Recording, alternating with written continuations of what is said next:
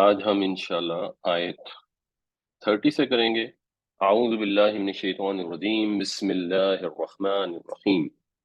با اور، قالت، قالا کا ویسے مطلب ہوتا ہے اس نے کہا، تو قالت کا جو مطلب ہے بنیادی طور پہ ہوتا ہے اس مؤنث نے کہا۔ اب یہ ہم نے پہلے ڈسکس کیا تھا کہ جب فاعل بعد میں آئے اور فعل پہلے آئے تو پھر وہ واحد آتا ہے اور مذکر یا مؤنث کچھ بھی ہو سکتا ہے۔ تو قال الیہود بھی ٹھیک ہے اور قالت الیہود بھی ٹھیک ہے۔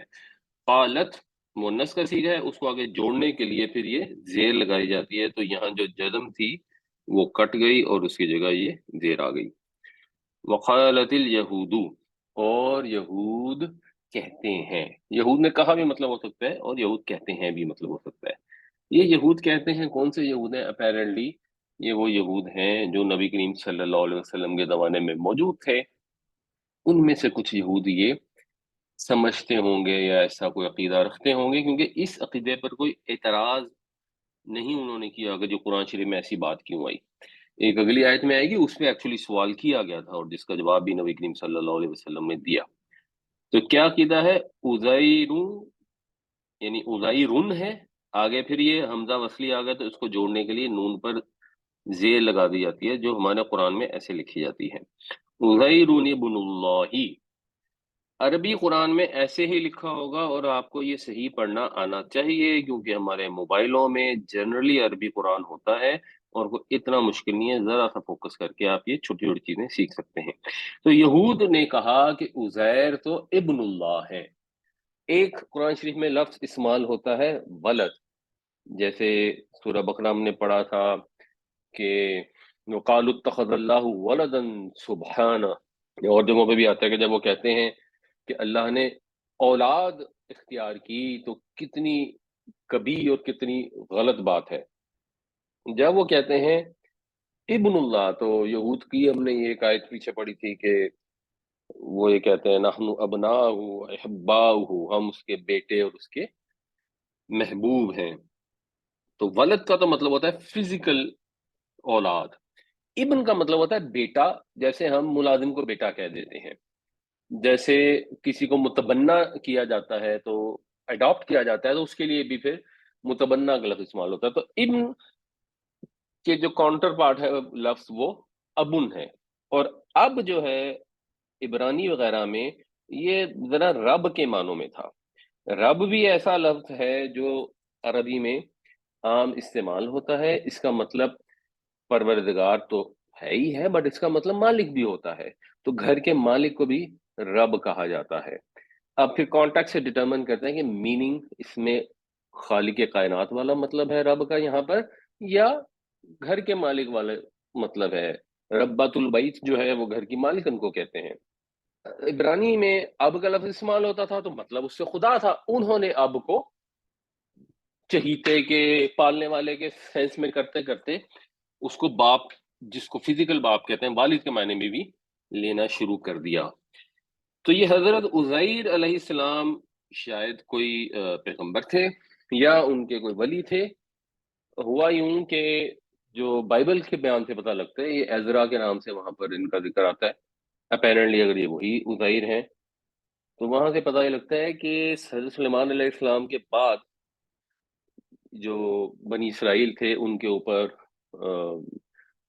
باہر سے حملہ ہوا، غالباً بخت نظر کا، اور اس نے سب کچھ ملیا میٹ کر دیا اور اس نے تورات کو بھی تباہ کر دیا اور اس کے سیکھنے سکھانے پر بھی پابندی لگا دی۔ جیسے یہ جب رشیا کے اندر کمیونسٹ ریولوشن آیا تھا تو انہوں نے بھی یہ ساری کتابیں بند کر دی اور قرآن شریف کی تعلیم پر بھی پابندی تھی، اور لوگوں نے اس عرصے میں بھی قرآن کو قائم کیسے رکھا؟ یادداشت تھے، اور قرآن کو کیونکہ یاد کرنے کا بہت زیادہ رواج ہے، اس وجہ سے اللہ نے مہربانی کی اور اس حالت میں بھی وہ جیسے تیسے مسلمان رہے۔ اسی طرح وہاں پہ غالباً عزرا نے یاد کیا ہوا تھا، تو پھر ایک سرٹن عرصے کے بعد انہوں نے اپنی یادداشت سے بائبل کو دوبارہ سے لکھوایا، وہ بائبل جو حضرت موسیٰ علیہ السلام کی، جسے اولڈ ٹیسٹمنٹ کہتے ہیں یا تورات کہتے ہیں۔ تو اب یہ یہودی عیسائیوں کا کانسیپٹ یہ ہے کہ ہمارے پاس جو تورات موجود ہے وہ بیسیکلی حضرت عزیر کی یادداشت سے لکھوائی گئی ہے. آبویسلی جو بھی وہ ہیبریو میں ہوگی، عبرانی میں، بعد میں پھر اس کی ٹرانسلیشن ہوئی، ان کے پاس ایکچولی اوریجنل عبرانی تو ہے ہی نہیں، ایون حضرت عزیر کی یادداشت سے لکھی گئی بھی نہیں. تو بہرحال وہ کیونکہ انہوں نے لکھوائی تو اس لیے وہ ان کو بڑا اللہ کا چہیتا سمجھتے تھے، اللہ کا محبوب سمجھتے تھے. جیسے ہمارے یہاں ہم کہتے ہیں کہ نبی کریم صلی اللہ علیہ وسلم اللہ کے محبوب ہیں، حضرت ابراہیم خلیل اللہ ہیں، تو حضرت عزیر کے لیے بھی انہوں نے اس حیث میں اللہ کے پیارے کا لفظ استعمال کرنا شروع کیا ہوگا، اور اس کے لیے ابن کا مطلب بھی پیارا ہوتا ہے.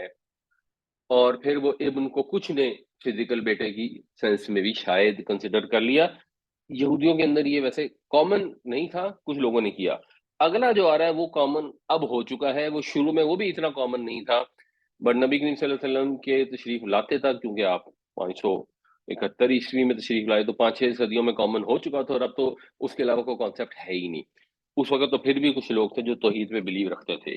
وہ کیا ہے؟ وقالت النصارى المسیح ابن اللہ، اور نصرانیوں نے کہا، عیسائیوں نے کہا کہ مسیح اللہ کے بیٹے ہیں. ذالک قولہم، یہ ان کے قول ہیں، یہ ان کی باتیں ہیں. بافواہہم، افواہ جو ہے یہ فو کی جمع ہے، اس کا مطلب ہوتا ہے، فو کی جمع ہے، اس کا مطلب ہوتا ہے منہ. تو افواہ ہو گئے بہت سارے منہ. اسی سے اردو میں بھی افواہ کا لفظ ہے کہ جب بہت سارے منہ کوئی بات کر رہے ہوں تو ہم کہتے ہیں یہ افواہ پھیل گئی ہے. اردو میں عام طور پہ اس کو کہا جاتا ہے اس بات کے لیے جو درست نہیں ہوتی، مگر عربی میں بیسیکلی اس کا مطلب ہے ماؤتھس، منہ کی پلورل. تو یہ ان کی باتیں ہیں جو اپنے منہ سے، یعنی ان کے اپنے منہ کی باتیں ہیں، یعنی یہ اردو والی ہوائی ہے، یعنی یہ ایسی باتیں ہیں جس میں کوئی سند نہیں ہے، کوئی بیس نہیں ہے، بس انہوں نے منہ سے کہنا شروع کر دیا. کیوں کہنا شروع کر دیا؟ ایسی نامعقول بات کہ اللہ تعالیٰ کے ساتھ اولاد ایسوسیٹ کر دی. ایسے لوگوں نے جو کتاب کے حامل ہیں، اہل کتاب ہیں، ایسا انہوں نے کیوں کیا؟ اس کی ایک وجہ آگے بتائی جا رہی ہے، یداہئون قول الذین کفروا من قبل. یداہئون میں جو باب مفاعلہ ہے، زواد ہے اور یہ کا، اس کا مطلب ہوتا ہے ریزمبل کرنا، مشابہ ہونا، عادتوں میں یا شکل میں. اگر دو لوگوں کی شکل ملتی جلتی ہوگی تو اس کے لیے یہ لفظ استعمال ہوگا، یداہون یا یداہئون. تو وہ ریزمبل کر رہے ہیں، مطلب یہ کہ وہ نقل کر رہے ہیں ان لوگوں کی بات کی جنہوں نے ان سے پہلے کفر کیا. کیونکہ یہ جو ان سے پہلے والے کافر تھے، جیسے مثال کے طور پر عیسائی جہاں پر آئے تو وہاں پہ پیگنز تھے، رومنز. اب وہ جو رومی تھے وہ تو مشرک تھے، مشرک کو انگریزی میں پیگن کہتے ہیں. تو ویسے عیسائی بھی مشرکوں کو بہت برا سمجھتے ہیں، اور جب بھی ذکر کرتے تو پیگن کا لفظ ایک اسی طرح حکارت والا لفظ ہے، جیسے ہم کہتے ہیں کہ کافر، اس میں ایک حکارت ہمارے محاورے میں شامل ہوتی ہے. تو ان کے ہاں تو مائتھولوجیز تھیں، رومنس کے بھی ہاں یہ چیزیں تھیں جن بھی وہ بتوں کی پوجا کرتے ہوں گے. مصریوں کے بھی ہاں وہ فرعون کو سورج دیوتا کا بیٹا کہتے تھے. گریک جو تھے، یونانی، ان کے ہاں تو اتنی بڑی مائتھولوجی تھی کہ ایک ان کا بڑا خدا تھا، پھر وہ بہت سارے اس کے بچے بچیاں تھیں، اور پھر آپس میں رشتہ داریاں تھیں، اور ہر چیز کے انہوں نے خدا بنائے ہوئے تھے. اگر آپ ہندوؤں میں بھی چلے جائیں تو انہوں نے بھی سٹوریز بنانے کا انہیں شوق ہوتا ہے. ہمارے یہاں بھی لوگوں کا دل چاہتا ہے، جب ہم ان کی نقل کرنا چاہتے ہیں تو ہم بھی اس طرح کی پھر باتیں کرنا چاہتے ہیں. اب ہم کسی کو اللہ کا بیٹا تو نہیں کہہ سکتے، تو نہیں کہتے، مگر یہ کہتے ہیں کہ وہ خدا کی ذات میں فنا ہو گیا. جب وہ فنا ہو گیا تو پھر وحدت الوجود ہو گئی، تو پھر جو ذات ہے عارف کی، اس کو جب معرفت حاصل ہوتی ہے تو وہ نعوذ باللہ خدا کے وجود کا ایک حصہ بن جاتا ہے. نبی کریم صلی اللہ علیہ وسلم کے متعلق بھی لوگ جب کہنا چاہتے ہیں کہ نہیں وہ بشر تو تھے ہی نہیں، وہ تو نور تھے، اور پھر نور سے کہیں ریلیٹ کرنے کی کوشش کرتے ہیں، پھر ساتھ میں تھوڑا بہت ان کو کہنا بھی پڑتا ہے کہ بشر بھی تھے. یہ کیوں ہے؟ یہ کیونکہ مثلا ہمارے یہاں خاص طور پہ بر صغیر میں زیادہ ہے، کیونکہ ہم ہندوؤں کے ساتھ پلے بڑے ہیں، اور آج بھی ہم میں ہندو موجود ہیں. اور جب آپ کسی ایسی قوم کے ساتھ رہتے ہیں تو آپ کے اندر ایک ٹینڈنسی پیدا ہو جاتی ہے کہ آپ ان کی نقل کرنا شروع کر دیتے ہیں، آپ کو وہ اٹریکٹ کرتی ہیں چیزیں. رام لیلا کا جلوس اگر نکلا ہے، اس کے اندر وہ بے شمار لوگ نکلے ہوئے ہیں، ڈھول تاشے بج رہے ہیں، تو ایک انسان کو اٹریکشن فیل ہوتی ہے۔ جب اٹریکشن فیل ہوتی ہے تو کہتے ہیں ہم بھی کوئی جلوس نکالیں، ہم بھی ان کے اندر کوئی کام کریں۔ اگر وہ مندروں میں بھجن گا رہے ہیں تو ہم بھی کہتے ہیں کہ جی ہم بھی قوالیاں گائیں۔ اب ہم بھجن تو گا نہیں سکتے تو قوالی گا کے اس پر اللہ رسول کا نام لیتے ہیں۔ قوالی میں کو اللہ رسول کا نام لیتا ہے، چلو وہ ایک بحث ہے، لیکن obviously بات ہے وہ عبادت کی سینس میں تو نہیں ہو سکتی، بٹ وہ اس سما کو، اس پر دھمال کو، اس پر حال پڑھنے کو لوگ عبادت کا مترادف کر لیتے ہیں، اور پھر حد سے گزرنا شروع، یہ شروعات ایسے ہی ہوتی ہیں۔ جب انسان بدعتیں پیدا کرتا ہے، اس میں ایک بڑی وجہ یہ ہوتی ہے کہ وہ دوسری قوموں کی نقل کرتا ہے۔ وہ قومیں جن کا کلچر ذرا انٹرسٹنگ لگتا ہے، یا جو تعداد میں زیادہ ہوتی ہیں، یا جو ریسنٹ پاس میں ہوتی ہیں، یا کرنٹ پیریڈ میں موجود ہوتی ہیں، تو ہمارے ہاں یہ بہت ساری بدعتیں ہمارے ہاں بھی پیدا ہو گئی ہیں۔ تو جب ہم قرآن شریف پڑھتے ہیں تو اس کا مطلب صرف یہ نہیں ہوتا کہ اچھا عیسائیوں نے ایسا کیوں کیا، ہمیں یہ بھی دیکھنا ہوتا ہے کہ کہیں ہم تو ایسی کوئی چیز نہیں کر رہے۔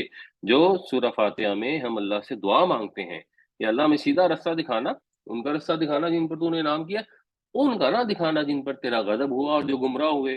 تو غضب کن پہ ہوا تھا؟ یہودیوں پر ہوا تھا۔ گمراہی میں حد سے کون نکل گئے؟ محبت میں گمراہ ہونے والے جو ضالین کا اصل مطلب ہے وہ عیسائی تھے۔ تو جب اللہ تعالیٰ عیسائیوں اور یہودیوں کی پھر ہمیں واقعات بتاتے ہیں تو اس لیے مین مقصد ہوتا ہے کہ ہم ان چیزوں سے محتاط رہیں، ہم ان کی مشابہت نہ کریں، ان کی نقل نہ کریں جو مشرک ہیں، جو کفر کر چکے ہیں، چاہے وہ عیسائی یہودی ہوں، چاہے ہندو ہوں، چاہے کوئی اور قوم ہو۔ ہمارے لیے ہمارے نبی پاک صلی اللہ علیہ وسلم کا اسوہ، آپ کے صحابہ کا طریقہ کار، اللہ کی کتاب وہ موجود ہے، ہم اس کو دیکھ کے اس کے مطابق فیصلہ کریں گے۔ اگر اللہ کے نبی صلی اللہ علیہ وسلم اور آپ کے صحابہ سما کی محفلیں کرتے تھے تو آپ بھی کر لیں، اگر نہیں کرتے تھے تو اس کو دینی لحاظ سے تو بالکل نہیں کیا جا سکتا۔ اس پہ بڑا فوکس، کانسیپٹ کلیئر ہونا چاہیے، اور یہ جو کلیئر کانسیپٹ ہے انسان کا ذاتی ہونا چاہیے۔ یہ کانسیپٹ کلیئر نہیں ہو سکتا کہ مولوی صاحب نے کہا ہے کہ جی سما کرنے میں بڑا ثواب ہے تو میں کرنے جا رہا ہوں۔ مولوی صاحب نے اپنی قبر میں جانا ہے، آپ نے اپنی قبر میں جانا ہے۔ اگلی آیت میں اس سے متعلق ایک بڑی امپورٹنٹ چیز آ رہی ہے۔ اچھا جی، قاتلہم اللہ۔ اب قاتلہ کا سے مطلب ہوتا ہے قتال کرنا، قاتلہ یقاتلو باب مفعلہ ہے، اس کا مطلب ہوتا ہے جنگ کرنا۔ لفظی ترجمہ کیا بنے گا؟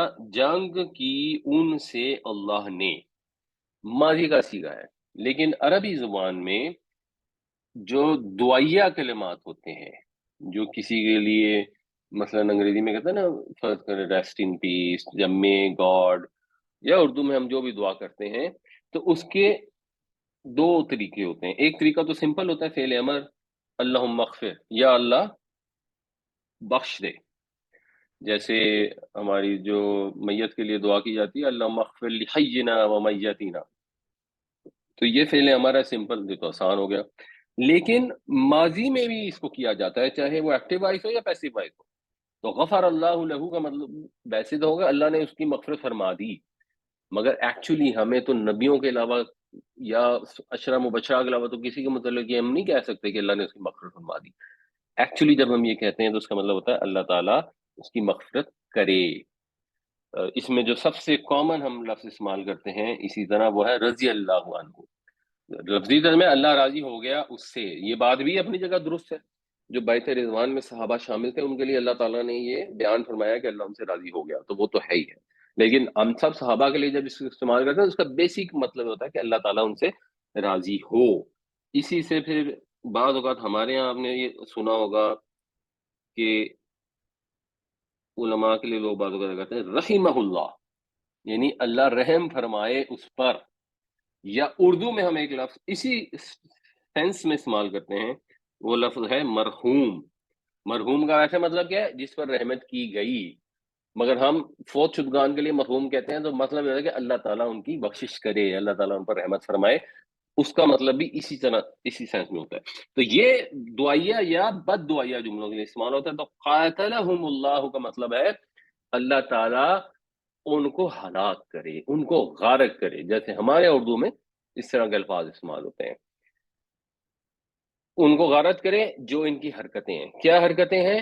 کہ ایک اللہ کا دین ہے، اللہ کے دین کو چھوڑ کر اپنی بدعتیں پیدا کی، اور بدعتیں اس حد تک بڑھ گئیں کہ پھر وہ اعتقادی خرابی میں اور اس کے بعد شرک کے اندر شامل ہو گئیں.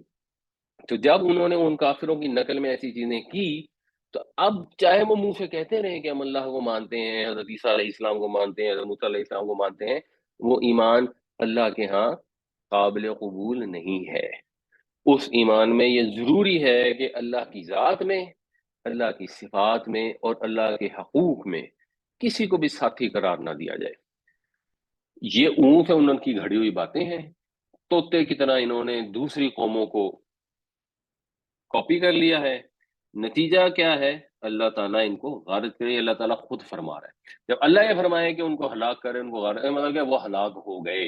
اگر انہوں نے توبہ نہیں کی تو بس پھر وہ ہلاک ہو گئے. انا یؤفکون، انا اس میں استفہام ہے، کہاں کیسے اس کے لیے ہوتا ہے. یؤفکون، افق کا مطلب ہوتا ہے کسی چیز کو اس کے رخ سے پھیر دینا. پیسو وائز میں ہو گیا یافکون سے یؤفکون بن گیا کہ پھیرے گئے. تو انا یؤفکون، کہاں پھیرے جا رہے ہیں، کہاں اوندھے ہوئے جا رہے ہیں، کہاں، مطلب یہ ہے کہ ان کی کیا مت ماری جا رہی، کیسی بے وقوفوں والی بات ہے، ان کی عقل کہاں الٹی ہوئی جا رہی. That is the concept. وقالت اليهود عزير ابن الله وقالت النصارى المسيح ابن الله ذلك قولهم بأفواههم يداهئون قول الذين كفروا من قبل قاتلهم الله أنى يؤفكون. اور کہتے ہیں یہود عزیر کو اللہ کا بیٹا، اور کہتے ہیں عیسائی مسیح کو اللہ کا بیٹا. یہ ان کے منہوں کی باتیں ہیں، نقل کر رہے ہیں ان لوگوں کی بات کی جنہوں نے کفر کیا ان سے پہلے. اللہ ان کو غارت کرے، کہاں ان کی عقل الٹی ہوئی جا رہی ہے.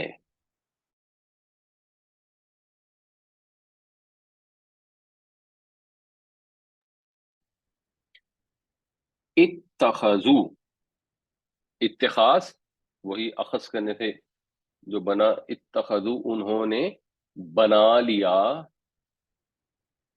احبارہم، اخبار جو ہے، ویسے خبر کا جو مطلب ہوتا ہے نا، فے بے اور رے، خبر یحبرو، اس کا مطلب ہوتا ہے کسی چیز کو ڈیکوریٹ کرنا، نقش و نگار بنانا. اور حبیرہ یحبرو کا مطلب ہوتا ہے کسی چیز کے نشانات چھوڑ جانا. تو پھر جو عالم دین ہوتے ہیں ان کو حبرن کہتے ہیں، جس کی جمع ہے احبار. کیوں؟ کیونکہ وہ علم سے آراستہ ہوتے ہیں، ڈیکوریٹڈ ہوتے ہیں ود نالج، اور اپنے علم کے اثرات بھی پیچھے چھوڑ جاتے ہیں. تو احبار کا مطلب ہو جاتا ہے عالم، اس کو آپ فقیہ بھی کہہ سکتے ہیں. اور رہبان کا مطلب ہوتا ہے راہب. راہب کون ہوتا ہے؟ ویسے رہبہ یا رہبو کا مطلب ہوتا ہے ڈرنا، کسی کی عظمت سے کب کبھی طاری ہو جانا. تو پھر اس سے رہبانیت کا لفظ نکلا کہ جو لوگ خدا کے خوف سے دنیا کو چھوڑ دیتے ہیں، دنیا ترک کر دیتے ہیں، ان کے اندر ایک جو خوبی پیدا ہوتی ہے، یا جس خوبی کو وہ سمجھیں کہ ایسوسیٹ کرتے ہیں اپنے ساتھ کہ جب خدا کے ڈور سے دنیا کو چھوڑ گئے، تو راہب جو ہے یا رہبان پھر اس سے مبالغہ کا سیکھا، یعنی اللہ سے بہت ڈرنے والا، بالکل ہی دنیا کو چھوڑ دینے والا. اس کے لیے اب اردو میں اگر ہم دیکھیں گے تو وہ شاید صوفی ہے، یا جیسے عیسائیوں کے راہب ہوتے ہیں، وہ بھی اسی طرح کی چیز ہے، کیونکہ وہ دنیا ترک کر دیتے ہیں، شادیاں نہیں کرتے وغیرہ وغیرہ.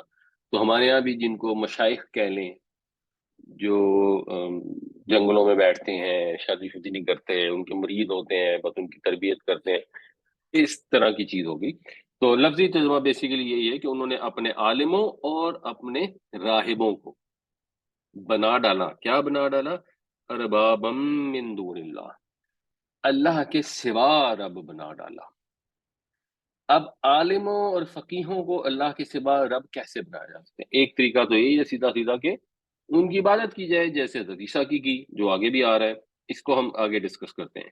والمسیح ابن مریم، اور مسیح ابن مریم کو بھی. وما امیرو، ماں کے تین مطلب ہوتے ہیں، کیا، جو، نہیں. یہاں پر اس کا مطلب ہے نہیں، یہ کانٹیکس سے خود بخود پتہ لگتا ہے کہ کیا مطلب یہاں آئے گا۔ وما امیرو، اور نہیں انہیں حکم دیا گیا الا، اچھا جب الا آ جائے نا پھر ماں کا مطلب نہیں ہی ہوتا ہے ہمیشہ، تو ان کو نہیں حکم دیا سوائے اس چیز کے لیعبدو، کہ وہ عبادت کریں الہ واحدہ، ایک ہی الہ کی، ایک ہی معبود کی۔ الہ کون ہوتا ہے؟ الہ وہ ہوتا ہے جو وداؤٹ فزیکل مینز، اسباب کے بغیر آپ کی مدد کر سکے، بیسیکلی وہ الہ ہوتا ہے، اور اسی کی پھر عبادت کی جا سکتی ہے۔ تو جو اسباب کے بغیر آپ کی مدد کر سکے وہ تو ایک ہی ہستی ہے، اس کے علاوہ کوئی ہستی نہیں ہے، تو اس لیے لا الہ الا اللہ۔ تو لا الہ الا ہوا، اس کے سوا کوئی معبود نہیں، بالکل کوئی معبود نہیں ہے اس کے سوا، سبحانہ، وہ پاک ہے اس چیز سے، یعنی یہ جو چیز وہ کہہ رہے ہیں اس سے وہ پاک ہے۔ پاک ہے مطلب کیا ہے؟ سبحانہ کا بیسک مطلب یہ ہوتا ہے اس میں کوئی کمی نہیں ہے، کوئی کوتاہی نہیں ہے۔ تو اللہ تعالیٰ کے اندر یہ کمی نہیں ہے جو مخلوق میں ہے۔ مخلوق جب اپنے عمر کی جوانی کے موقع پر ہوتی ہے تو مخلوق میں بڑا زور ہوتا ہے، بڑی اکڑ ہوتی ہے، بڑی ایبلٹی ہوتی ہے، سب کچھ کرنے کا یا کافی کچھ کرنے کا انسان قابل ہوتا ہے۔ پھر آہستہ آہستہ آہستہ آہستہ وہ کمزور ہوتا جاتا ہے، پھر ایک وقت آتا ہے جب اس کو ضرورت ہوتی ہے کہ کوئی اس کو ہیلپ کرے، یا وہ دنیا سے چلا جاتا ہے تو آگے اس کی نسل موجود رہے، اس کی دنیا کے اندر اثرات موجود رہے، اس کو لیے اسے اپنی اولاد چاہیے ہوتی ہے۔ تو یہ اولاد کی ضرورت ہونا یہ بنیادی طور پر ایک کمزوری ہے، بٹ اللہ تعالیٰ تو ہر کمزوری سے پاک ہے، جو وہ ہر کمزوری سے پاک ہے تو اس کو اولاد کی ضرورت ہے ہی نہیں۔ اللہ تعالیٰ اس کمزوری سے بھی پاک ہے کہ اگر ایک انسان بادشاہ ہے تو اس نے انتظام چلانا ہے پورے ملک کا، تو اس کو اپنے ساتھ وزیر، مشیر، گورنر، سپاہی، ایک لاؤ لشکر چاہیے نا، یہ ضرورت ہے۔ اللہ تعالیٰ اس سے بھی پاک ہے، اس کو کوئی شریک نہیں چاہیے جس کو وہ اپنی اتھارٹی ڈیلیگیٹ کر سکے۔ آپ ایک کمپنی میں بھی کام کرتے ہیں تو آپ کو اپنی اتھارٹی ڈیلیگیٹ کرنی پڑتی ہے، ڈیسیژن میکنگ اتھارٹی آگے دینی پڑتی ہے، اور وہاں پہ بھی لوگ اپنی مرضی سے بھی فیصلے کرتے ہیں۔ آپ نے انکریمنٹس اگر لگانی ہے تو ہو سکتا ہے آپ کے اچھا جی یہ میری کمپنی ہے، اس میں 100 بندہ کام کرتا ہے، تو جو اوپر کے 15 بندے ان کی انکریمنٹس میں خود ڈیسائیڈ کروں گا، جو اگلے 85 بندے ہیں اب ان کی نیچے والے خود ہی کر لیں جو بھی کرنی ہو، کسی کو 2000 دینی ہے تو 2 دے دیں، کسی کو 3 دینی ہے تو 3 دیں، آپ کو ڈیلیگیٹ اکثر جگہوں پر کرنا پڑتا ہے، کیونکہ یہ آپ کی مجبوری ہوتی ہے، کیونکہ آپ سب کچھ کر نہیں سکتے۔ یہ بنیادی طور پر ایک کمزوری ہے، اللہ تعالیٰ کو ایسی کوئی مجبوری نہیں ہے۔ اللہ تعالیٰ کا کوئی شریک نہیں ہے جس کو اللہ تعالیٰ نے اتھارٹی ڈیلیگیٹ کی ہو۔ جو فرشتے بھی اللہ تعالیٰ نے مقرر فرمائے ہیں اپنی حکمت کے تحت، ان کے پاس اتھارٹی کوئی نہیں ہے۔ اگر میکائیل علیہ السلام جو ہیں وہ بارش کے فرشتے ہیں، انہوں نے بارش برسانی ہے، تو ایسا نہیں ہو سکتا کہ ان کو خیال آئے یار تھر میں بڑا قحط پڑ گیا ہے اور تھر والے کے ہیں بارش کے فرشتے ہماری طرف ہی بارش بھیج دے، اور وہ اچھا چلو جی اتنے مظلوم مجبور لوگ ہیں چلو ان کی طرف بارش بھیج دیتے ہیں، ایسا نہیں ہو سکتا۔ وہ تو صرف حکم کی پیروی کرتے ہیں، تو وہ کام جو اسباب سے ہٹ کر ہے اس میں اللہ تعالیٰ نے کسی کو کوئی اتھارٹی ڈیلیگیٹ نہیں کی۔ ہاں اسباب کے ذریعے کام کرنے میں ہمارے پاس ایک لمیٹڈ اتھارٹی ہے، ہمارے پاس لمیٹڈ اتھارٹی ہے، ہم سے کسی غریب نے پیسے مانگے ہم نے اس کی مدد کر دی، اتنی اتھارٹی ہمارے پاس ہے، ہم کریں یا نہ کریں، ہم ڈسیزن کریں گے اپنی عقل سے کہ یہ واقعی میں مستحق ہے یا نہیں ہے، اس بیسس پہ ہم جو بھی فیصلہ کرتے ہیں وہ اتنی اتھارٹی ہمارے پاس ہے۔ جو بغیر اسباب کے ہے کہ اگر بارش برسانی ہے تو وہ کسی کے پاس اتھارٹی نہیں ہے، نہ بارش کے فرشتے کے پاس اتھارٹی ہے، نہ حضرت علی رضی اللہ عنہ کے پاس اتھارٹی ہے، نہ کسی مجدد الف ثانی کے پاس، نہ کسی ولی اللہ کے پاس ہے کہ جی آپ ولی اللہ سے دعا کریں یا شیخ بارش برسا دیں بڑے مسئلہ ہے، اور وہ شیخ جو ہے وہ بارش برسوا دیں، ان کے پاس یہ اختیار نہیں ہے۔ اگر کسی زندہ سے بھی کہیں گے تو یہی کہیں گے آپ دعا کر دیں، چلو زندہ ہے تو اسباب ہو گئے نا، آپ نے کہا جی آپ نیک آدمی آپ دعا کر دیں، چلو انہوں نے دعا کر دی، شاید اس کی دعا اللہ قبول کر لے، اس کے لیے ضروری نہیں نیک آدمی سے دعا کروائیں۔ دعا تو ہر ایک سے کہنا چاہیے، اپنے سے جس کو متعلق آپ کو معلوم ہو کہ یہ شاید یا آپ کا اندازہ ہو کہ دینداری میں ہم سے کم ہے، اس سے بھی دعا کروائیں، ضروری نہیں کہ اپنے سے دینداری میں زیادہ سے دعا کے لیے کہنا ہے۔ نبی کریم صلی اللہ علیہ وسلم نے حضرت عمر کو جب وہ عمرے پر جا رہے تھے غالباً تو ان سے کہا کہ جاؤ تو ہمارے لیے بھی وہاں دعا کرنا. ہم روز دعا کرتے ہیں اللہم صلی علی محمد، یہ دعا ہے ایکچولی کہ اللہ تعالیٰ نبی کریم صلی اللہ علیہ وسلم پر اپنی رحمت نازل فرما. تو ہم کیا، ہماری اوقات کیا، لیکن ہمیں سکھایا گیا ہے. تو اسی طرح ہم بچوں سے دعا کرائیں، مریض سے دعا کریں، جن کی دعائیں زیادہ قبول ہوتی ہیں تو ضرور کرائیں، جس سے مرضی دعا کروائیں، وہ ایک علیحدہ چیز ہے. مگر جب آپ جا کے کسی فوت شدہ کی جگہ پہ جا کے کہیں گے جی آپ ہمارے لیے دعا کریں، وہ تو فوت ہو گئے، اب اسباب تو کٹ گئے ہیں، اب خود ہی سے اسباب گھڑ لیں، تو اس سے زیادہ آسان نہیں کہ بارش کے فرشتے سے ڈائریکٹ دعا کر لیں. وہ تو ہمیں پتہ ہے نا اللہ نے فرشتہ متعین کیا ہوا ہے. اگر اس کا نام بھی نہیں پتا تو ویسے ہی کہتے ہیں اے بارش کے فرشتے بارش برسا دے، اے بارش کے فرشتے ہماری مدد کر دیں، اے جبریل علیہ السلام ہماری مدد کر دیں. شکر ہے یہ لوگوں نے نہیں کرنا شروع کیا. عیسائیوں کے تو یہ بھی ہوتا ہے، یا ہمارے یہاں بلکہ بعض اوقات کچھ کہتے ہیں لوگ کہ جی وہ سوتے وقت کہتے ہیں کہ فرشتوں مجھے صبح اٹھا دینا. بھائی فرشتے تمہیں کیوں صبح اٹھا دیں؟ یہ صبح اگر فجر کے وقت اٹھنا ہے اس کی دعا کرنی ہے تو اللہ سے دعا کریں کہ اللہ تعالیٰ مجھے اٹھا دینا. دعا کریں گے تو انشاءاللہ اللہ اٹھا دیجیے گا. اسی طرح شرک پیدا ہوتا ہے. مگر یہ کمی کمزوری اللہ میں تو ہے نہیں، اللہ تعالیٰ نے اتھارٹی کسی کو ڈیلیگیٹ ہی نہیں کی. جب اللہ نے کسی کو اتھارٹی ڈیلیگیٹ ہی نہیں کی اور اس کے بغیر وہ مدد کر ہی نہیں سکتا تو انتہائی حماقت ہے. اور وہ ڈیلیگیٹ اس لیے نہیں کی کیونکہ وہ پاک ہے، وہ کسی بھی قسم کی کمی کوتاہی سے پاک ہے. اس کو ضرورت نہیں ہے ان چیزوں کی. جب اس کو ضرورت نہیں ہے تو وہ کیوں اپنا شریک ٹھہرائے، کیوں خدائی میں اپنے ساتھ کسی کو شریک کرے. آپ اپنی کمپنی میں کسی کو شریک کر لیں اختیار کے اندر، بادشاہ وزیر کو شریک کر لیتا ہے اختیار کے اندر، اس کو کرنا پڑتا ہے، اس کی مجبوری ہوتی ہے. پھر بہت دفعہ ایسا ہوتا ہے کہ وزیر بادشاہ کا تختہ الٹ دیتا ہے، اپنے پاؤں جما لیتا ہے. اور ایون ہماری اسلامی ہسٹری کے اندر جب ڈیلیگیٹ کی گئی دمشق کی گورنری، جو اب آج شام کا علاقہ اور بہت سارے علاقے اس کو زمانے میں دمشق کہتے تھے، حضرت امیر معاویہ کو حضرت عثمان رضی اللہ عنہ کے دور میں، تو اس کے بعد حضرت امیر معاویہ وہاں اسٹرانگ ہو گئے تو ایکچولی انہوں نے ریوولٹ کر دیا، انہوں نے اسلامی حکومت کو تسلیم کرنے سے انکار کر دیا. تو حضرت علی کی جو حکومت بنی، حضرت امیر معاویہ نے اس کو تسلیم نہیں کیا. خدا اپنے ساتھ کسی کو شریک کر لے، اس کو اتھارٹی دے دے، اس کو ایک پاور دے دے. جو لوگوں کا خیال ہے کہ اللہ نے خود ہی ان کو پاور دی ہے، جو مشرکین مکہ کے بھی خیالات تھے، تاکہ بعد میں وہ ریوولٹ کر لیں. تو اللہ تعالیٰ ایسا کیوں کرے جب نہ اس کو اس کی ضرورت ہے؟ وہ پاک ہے. اما ان پلس ما، اس سے جو وہ یشرکون شریک ٹھہراتے ہیں، جن چیزوں کو بھی وہ اللہ کا شریک ٹھہراتے ہیں وہ اس سب سے پاک ہے. اور ماں جو ہے اس میں جاندار بے جان دونوں چیزیں شامل ہوتی ہیں جنرلی. ورنہ مثلا جو من ہے نا وہ عام طور پہ جاندار کے لیے ہوتا ہے. یعنی من جو ہے اردو میں استعمال ہوتا ہے کون کے لیے. اگر آپ کہیں گے نا کہ باہر آپ نے نوک ہوا تو آپ کہیں گے کہ باہر کون ہے، ظاہر آپ سمجھ رہے ہیں کہ باہر کو آدمی ہے. لیکن اگر پتہ لگے کہ کسی نے کہا جی آپ کے گھر کے باہر کو پارسل پڑا ہے، تو آپ کہیں گے وہ کیا ہے. تو کیا جب استعمال کرتے ہیں تو اس میں کون بھی ویسے شامل ہوتا ہے. تو ماں جو ہے یہ جاندار بے جان دونوں چیزیں شامل ہوتی ہیں. من عام طور پہ جانداروں کے لیے استعمال. تو اللہ پاک ہے ان سب چیزوں سے، کیونکہ لوگ جانداروں کو بھی اللہ کے شریک ٹھہراتے ہیں، فرشتوں کو، ولیوں کو، نبیوں کو، اور لوگ بے جانوں کو بھی اللہ کا شریک ٹھہراتے ہیں، جو بت بنا لیے، گھڑ لیے. اور خیر ہمارے ہندو تو ہیں ماشاءاللہ، اللہ ان کو نیک ہدایت عطا فرمائے، گائے کو، بندر کو، ہر چیز کو انہوں نے خدا بنایا ہوا ہے.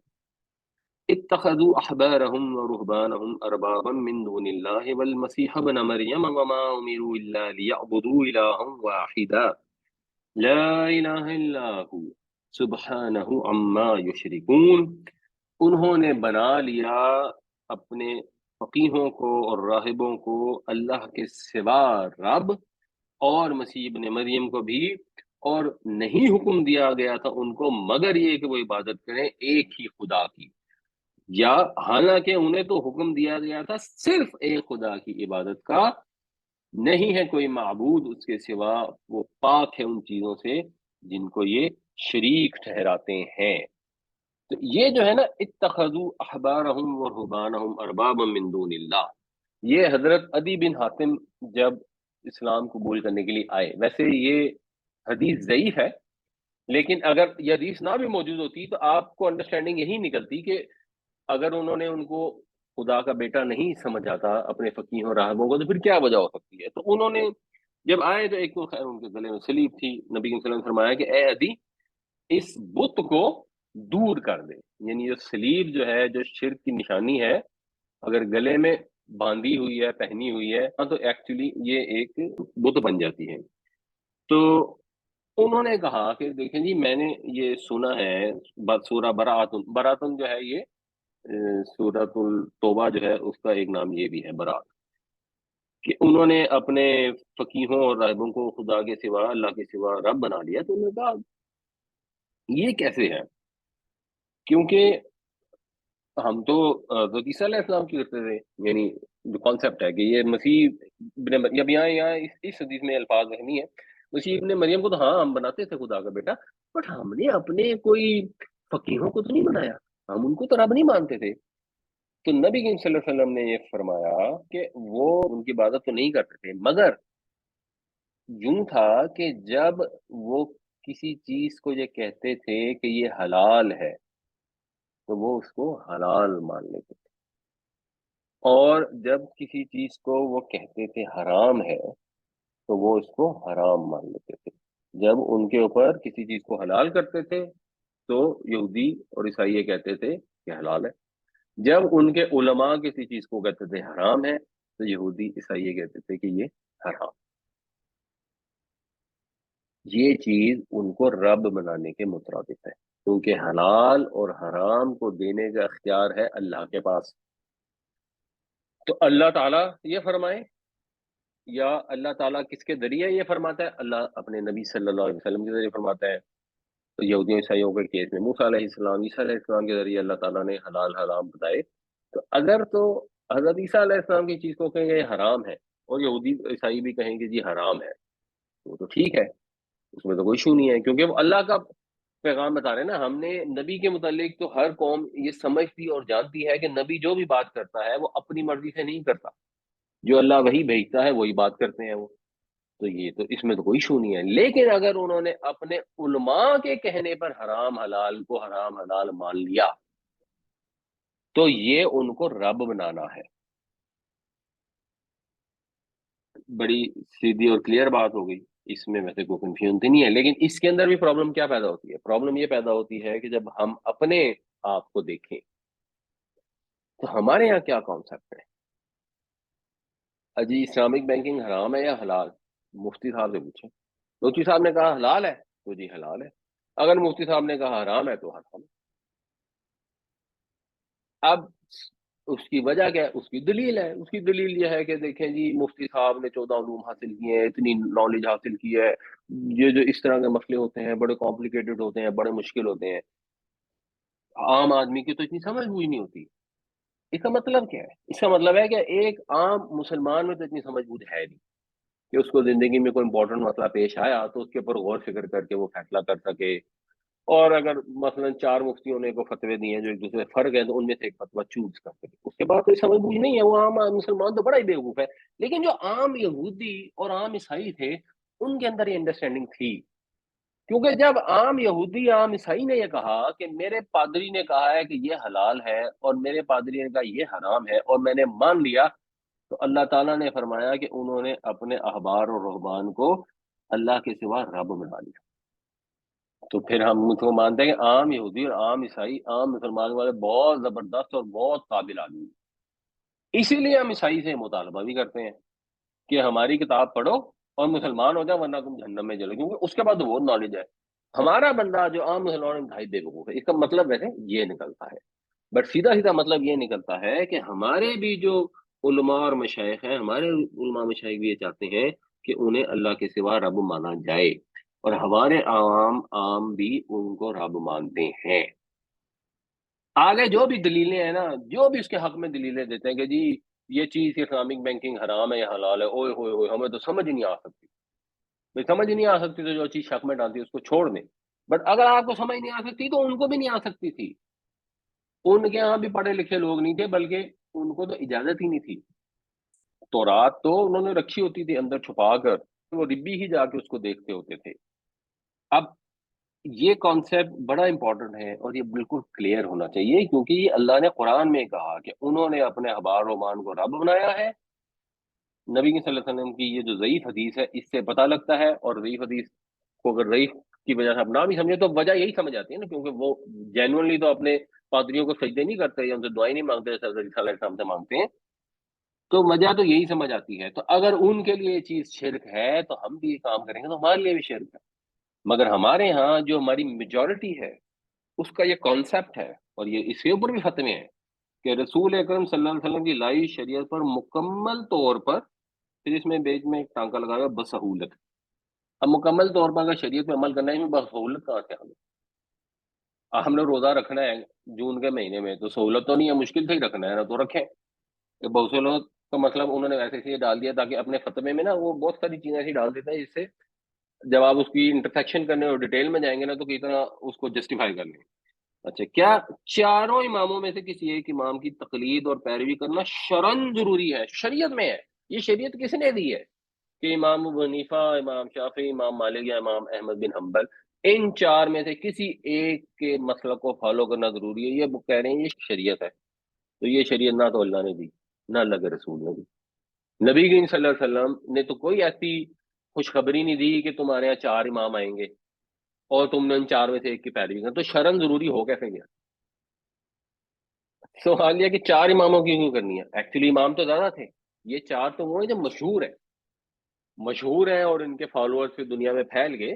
لیکن جو حضرت امام ابو حنیفہ کا وقت ہے، امام شافعی کا، اس میں اور بھی کئی امام ہوتے تھے. کچھ ایسے تھے جن کا کسی وجہ سے نہیں لوگوں کو اتنا زیادہ مشہوری ہوئی ہے پتہ لگا. امام کیا تھے؟ وہ ان بیچاروں نے تو کبھی نہیں کہا کہ ہماری آپ پیروی کریں اور ضرور ہمارا ہی سب کچھ کریں. انہوں نے تو نہیں کہا کہ ہمیں اللہ کے ساتھ رب بنا لیں. بلکہ امام شافعی کا تو مثلا یہ قول ہے کہ مجھے اپنے قول کے صحیح ہونے پہ پورا اعتماد ہے، اس لیے میں کہہ رہا ہوں، لیکن اس کے غلط ہونے کے متعلق مجھے یہ نہیں ہے کہ وہ غلط نہیں ہوتا، بالکل ہو سکتا ہے. امام ابو حنیفہ کا یہ قول بتاتے ہیں لوگ کہ اگر وہ کوئی چیز میرے فتوے کے خلاف آپ کو حدیث سے ملے تو میرا فتویٰ اٹھا کے دوار پہ دے مانو. وہ انہوں نے تو نہیں کہا کہ ہمیں جو ہم کہیں بس تم نے وہی ماننا ہی ماننا ہے. بلکہ اپیرنٹلی یہ جو انہی کے کتابوں سے آپ پڑھیں تو وہ بتاتے ہیں کہ امام ابو حنیفہ کے جو فتوے ہیں یا جس کو ہم فقہ حنفی کہتے ہیں، اس کے اندر شاید آدھے کے قریب فتوے ایسے ہیں جو قاضی ابو یوسف اور امام محمد جو ان کے شاگرد ہیں وہ ان کے دیے ہوئے ہیں، اور امام صاحب کے فتووں کے مخالف بھی ان میں بے شمار فتوے ہیں. تو فقہ حنفی امام ابو حنیفہ کی فقہ اکیلی تو ہے ہی نہیں. اور امام ابو حنیفہ نے فتوے دیے اور پھر وہ دنیا سے گزر گئے، تو اس کے بعد بھی ان کے شاگردوں نے ان کے اندر تبدیلی کی اور ان کا نہیں امام صاحب کا فتویٰ ٹھیک نہیں تھا، یہ والا ٹھیک ہے. شاگردوں نے تو کر لی، ہم کہیں گے نہیں ہم نے. اچھا، تیسری چیز یہ ہے کہ امام کی آپ نے پیروی کرنی کیسے ہے؟ مثلا خون کا انتقال، بلڈ ٹرانسفیوژن، کسی کو خون دینا، یہ جائز ہے یا نہیں ہے؟ اس میں امام ابو حنیفہ کا فتویٰ کہاں سے آئے گا؟ کیونکہ اس زمانے میں تو یہ والا کام ہوتا ہی نہیں تھا. اور اگر آپ غور کریں گے تو 50% شاید مسائل اب آج کے دور میں ایسے ہیں جو زمانے میں موجود ہی نہیں تھے. آپ نے جب جہاد میں نماز پڑھنی ہے تو کیسے پڑھنی ہے؟ اب امام حنیفہ کیسے فتویٰ دے سکتے ہیں کہ جہاد میں نماز کیسے پڑھنی ہے؟ فتویٰ اگر ڈھونڈنے کا تو اگر جی آپ نے فرض نماز پڑھنی ہے تو سواری پہ بیٹھ کے نہیں پڑھ سکتے، سواری سے اترے، فرض نماز پڑھیں اور پھر سواری پہ بیٹھیں. ٹھیک ہو گیا. نفل پڑھنی ہے تو جو سواری پہ پڑھ لیں. اس فتویٰ کا مطلب ہے کہ جہاد کے اندر آپ فرض نماز نہیں پڑھ سکتے، مگر ہم کہتے ہیں کہ نہیں پڑھ لو کیونکہ وقت ہے. تو اب یہ فتویٰ امام ابو حنیفہ نے تو دیا ہی نہیں، تو اب آپ نے تقلید ان کی کرنی کیسے ہے؟ پھر پرابلم یہ ہے کہ وہ کہتے ہیں کہ چاروں اماموں میں سے ایک کی تقلید کریں. یعنی آپ کو پتہ لگا کہ یہ فلاں معاملے میں امام ابو حنیفہ کا فتویٰ ہے، وہ زیادہ لاجیکل لگ رہا ہے. فلاں میں امام شافی کا زیادہ لاجیکل لگ رہا ہے. تو عقل کا تقاضا کیا ہے؟ جس میں امام شافی کا زیادہ لاجیکل لگ رہا ہے اس میں وہ استعمال کر لیں، جس میں امام ابو حنیفہ کا زیادہ لگ رہا ہے وہ کر لیں، اور جس میں ان دونوں کے اندر کوئی ایشو آ رہا ہے تو اس میں کوئی اور کر لیں. اور کہتے ہیں نہیں ایک ہی کو فالو کرنا ہے. جب ایک ہی کو فالو کرنا ہے تو وہ ایک ہی تو صرف یہ ایک ہی ہے جس کو فالو کر سکتے ہیں، اس کا نام ہے محمد ابن عبداللہ محمد الرسول اللہ صلی اللہ علیہ وسلم. اس کے علاوہ تو کوئی ایک ہو ہی نہیں سکتا جس کو آپ کہیں جی اسی کو فالو کرنا ہے، ورنہ آپ شریعت سے باہر نکلیے. تو یہ چیز سمجھنی بڑی امپورٹنٹ اور بڑی ضروری ہے، کیونکہ جیسے وہ بہت سارے بزرگوں کے متعلق قرآن میں آتا ہے نا کہ وہ قیامت والے دن جا کے کہیں گے ہم نے تو نہیں کہا تھا. اللہ تعالیٰ حضرت عیسیٰ سے پوچھے گا کہ تو نے کہا تھا کہ مجھے اور میری ماں کو خدا بنا لو، یعنی میرا اس سے کوئی تعلق نہیں ہے. امام ابو حنیفہ سے بھی اگر اللہ تعالیٰ پوچھیں گے کہ تم نے کہا تھا کہ مجھے اللہ کے ساتھ رب بنا لو، تو وہ کہیں گے جی میں نے تو نہیں کہا تھا، میں نے تو کبھی بھی نہیں کہا. اگر رب بنانا ہوتا تو جو میرے امیڈیٹ شاگرد تھے انہوں نے میرے فتوے ریجیکٹ کر کے اپنے فتوے بنا لی۔ پھر ایک اور انٹرسٹنگ چیز یہ ہے، اصل کیا ہے؟ اصل یہ ہے کہ آپ کو امام ابو حنیفہ کا فتویٰ پتہ کہاں سے لگے گا؟ قرآن تو آپ سمجھ نہیں سکتے کیونکہ آپ میں نالج نہیں ہے، تو فقہ کہاں سے سمجھیں گے؟ تو وہ فتویٰ پتہ لگے گا آپ کو مولوی صاحب سے۔ آپ نے جو بھی پوچھنا آپ نے مولوی صاحب سے پوچھنا، اور مولوی صاحب جو بتائیں گے اس کو، اگر وہ کہیں گے حرام ہے تو آپ نے بھی کہنا ہے حرام ہے، اگر وہ کہیں گے حلال ہے تو آپ نے بھی کہنا ہے حلال ہے۔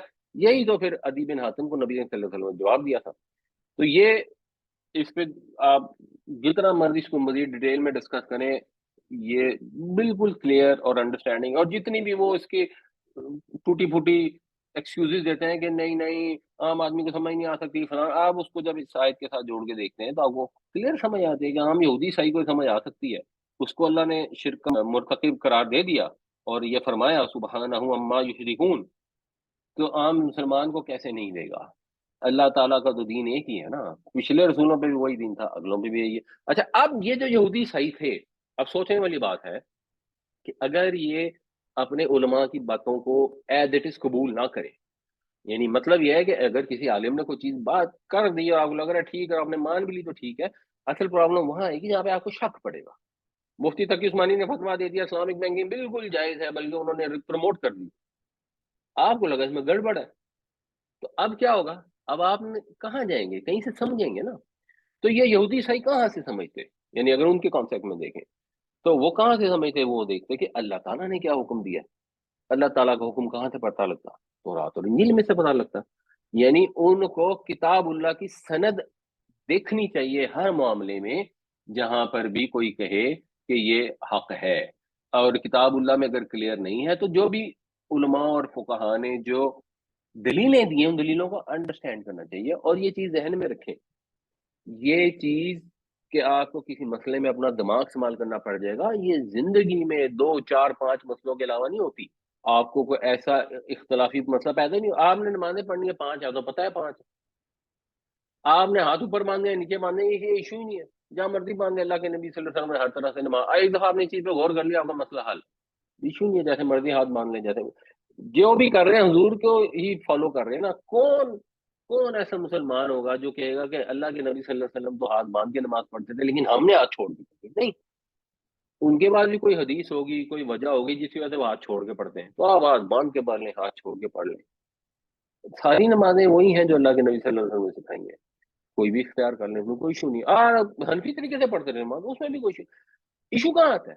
ایشو چند چیزیں ہوتی ہیں، آپ نے کہیں کانٹریکٹ کر لیا، آپ نے کہا یہ میں نے کانٹریکٹ سے نکلنا ہے، اس کے لیے بھی ویسے آپ کو دین کی ضرورت نہیں پڑتی، ویسے آپ کو کامن سینس سے سمجھ آ جاتی ہے کہ کانٹریکٹ سے نکلنا کہاں جائز ہے اور کہاں نہیں جائز۔ کسی کی خدا نخواستہ ڈیورس ہو گیا، اب اس کو کنفیوژن پیدا ہو گئی کہ یہ میری ڈیورس ہوئی یا نہیں ہوئی، اگر وہ واپس رجوع کرنا چاہتا ہے تو اس پہ غور کر لیں۔ کتنے لوگوں کو زندگی میں مسئلہ آتا ہے، کسی نے کاروبار کرنا ہے تو اس کو ایک سوال پیدا ہوا کہ مجھے رشوت دینی پڑ رہی ہے بجلی کا میٹر لگوانے کے لیے، اگر میں نہیں دوں گا تو نہیں لگے گی۔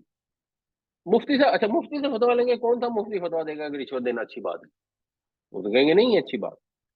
اس کے لیے آپ نے غور کرنا ہے، فکر کرنا ہے، تو لوگوں سے پوچھ لیں، دلیلیں لے لیں، حاصل کر لیں۔ کسی نے کاروبار کرنا ہے، وہ کہتے ہیں میں نے بینک سے سود پر قرضہ لینا ہے اور یہ حق ہے یا نہیں ہے، اول تو ویسے ہی کلیئر ہے، سب کو پتا ہے سود حرام ہے، بٹ اگر چلو کسی کو نہیں کلیئر تو وہ جا کے اس کو غور کر لے۔ فتوے کی بیس تھوڑی بات ہوگا ایک مفتی نے فتویٰ دے دیا کہ یہ غامدی صاحب نے فتویٰ دے دیا کہ یہ مارگیج کے اوپر آپ گھر لیں لیں، تو غامدی صاحب کے فتوے سے آپ قبر کے عذاب سے بچ جائیں گے؟ فرشتے آگے سوال نہیں کریں گے؟ اللہ تعالیٰ قیامت والے دن سوال نہیں کریں، وہاں یہ جواب دیں گے کہ غامدی صاحب کو پکڑیں، حساب تو آپ کا ہونا ہے۔ کہیں اللہ نے، کہیں رسول اللہ صلی اللہ علیہ وسلم نے یہ کہا ہے کہ اے عام لوگوں تمہارا کوئی حساب نہیں، اے عام لوگوں تم نے تو جنت میں ہی جانا ہے، ہاں جو علماء اور فقہاء ہیں انہوں نے جنت یا جہنم میں جانا ہے، اللہ تعالیٰ نے تو کہیں ایسی بات نہیں کی۔ تو یہ چند مسائل ہوتے ہیں زندگی میں، تو ان پہ غور کر لیں، ان میں کتنی دیر لگتی ہے، اور آج کل کے دور میں تو ویسے ہی کوئی مشکل نہیں ہے، دلیل مانگے۔ اب جب آپ مفتی صاحب سے دلیل مانگنے جائیں اور کہیں گے یار بھائی میری بات ماننی ہے تو مانو، میں نے دلیل نہیں دینی، تو اس مفتی کو اگنور کر لیں۔ تو ان کے لیے لاجیکل کیا تھا؟ تو رات یا انجیل پڑھتے ہیں، ہمارے لیے لاجیکل کیا ہے؟ ہم قرآن پڑھ لیں، قرآن سمجھ لیں، اور قرآن سمجھنا کون سا مشکل ہے؟ مگر اس کے اوپر بھی فتویٰ ہے۔ کیا فتویٰ ہے جی؟ یہ جو قرآن فہمی کے نام سے بعض اسکولوں میں کورس شروع کیے گئے، یہ نہایت خطرناک اقدام ہے۔ اہل حق حضرات کو چاہیے، اہل حق حضرات جو ہیں جو اپنے علماء کی اندھا دھند اندھی تقلید کرتے ہیں، وہ اہل حق حضرات، وہ ان کو چاہیے کہ قرآن فہمی سے دور ہیں، نعوذ باللہ من ذالک، کہ قرآن سمجھنے سے وہ دور ہیں۔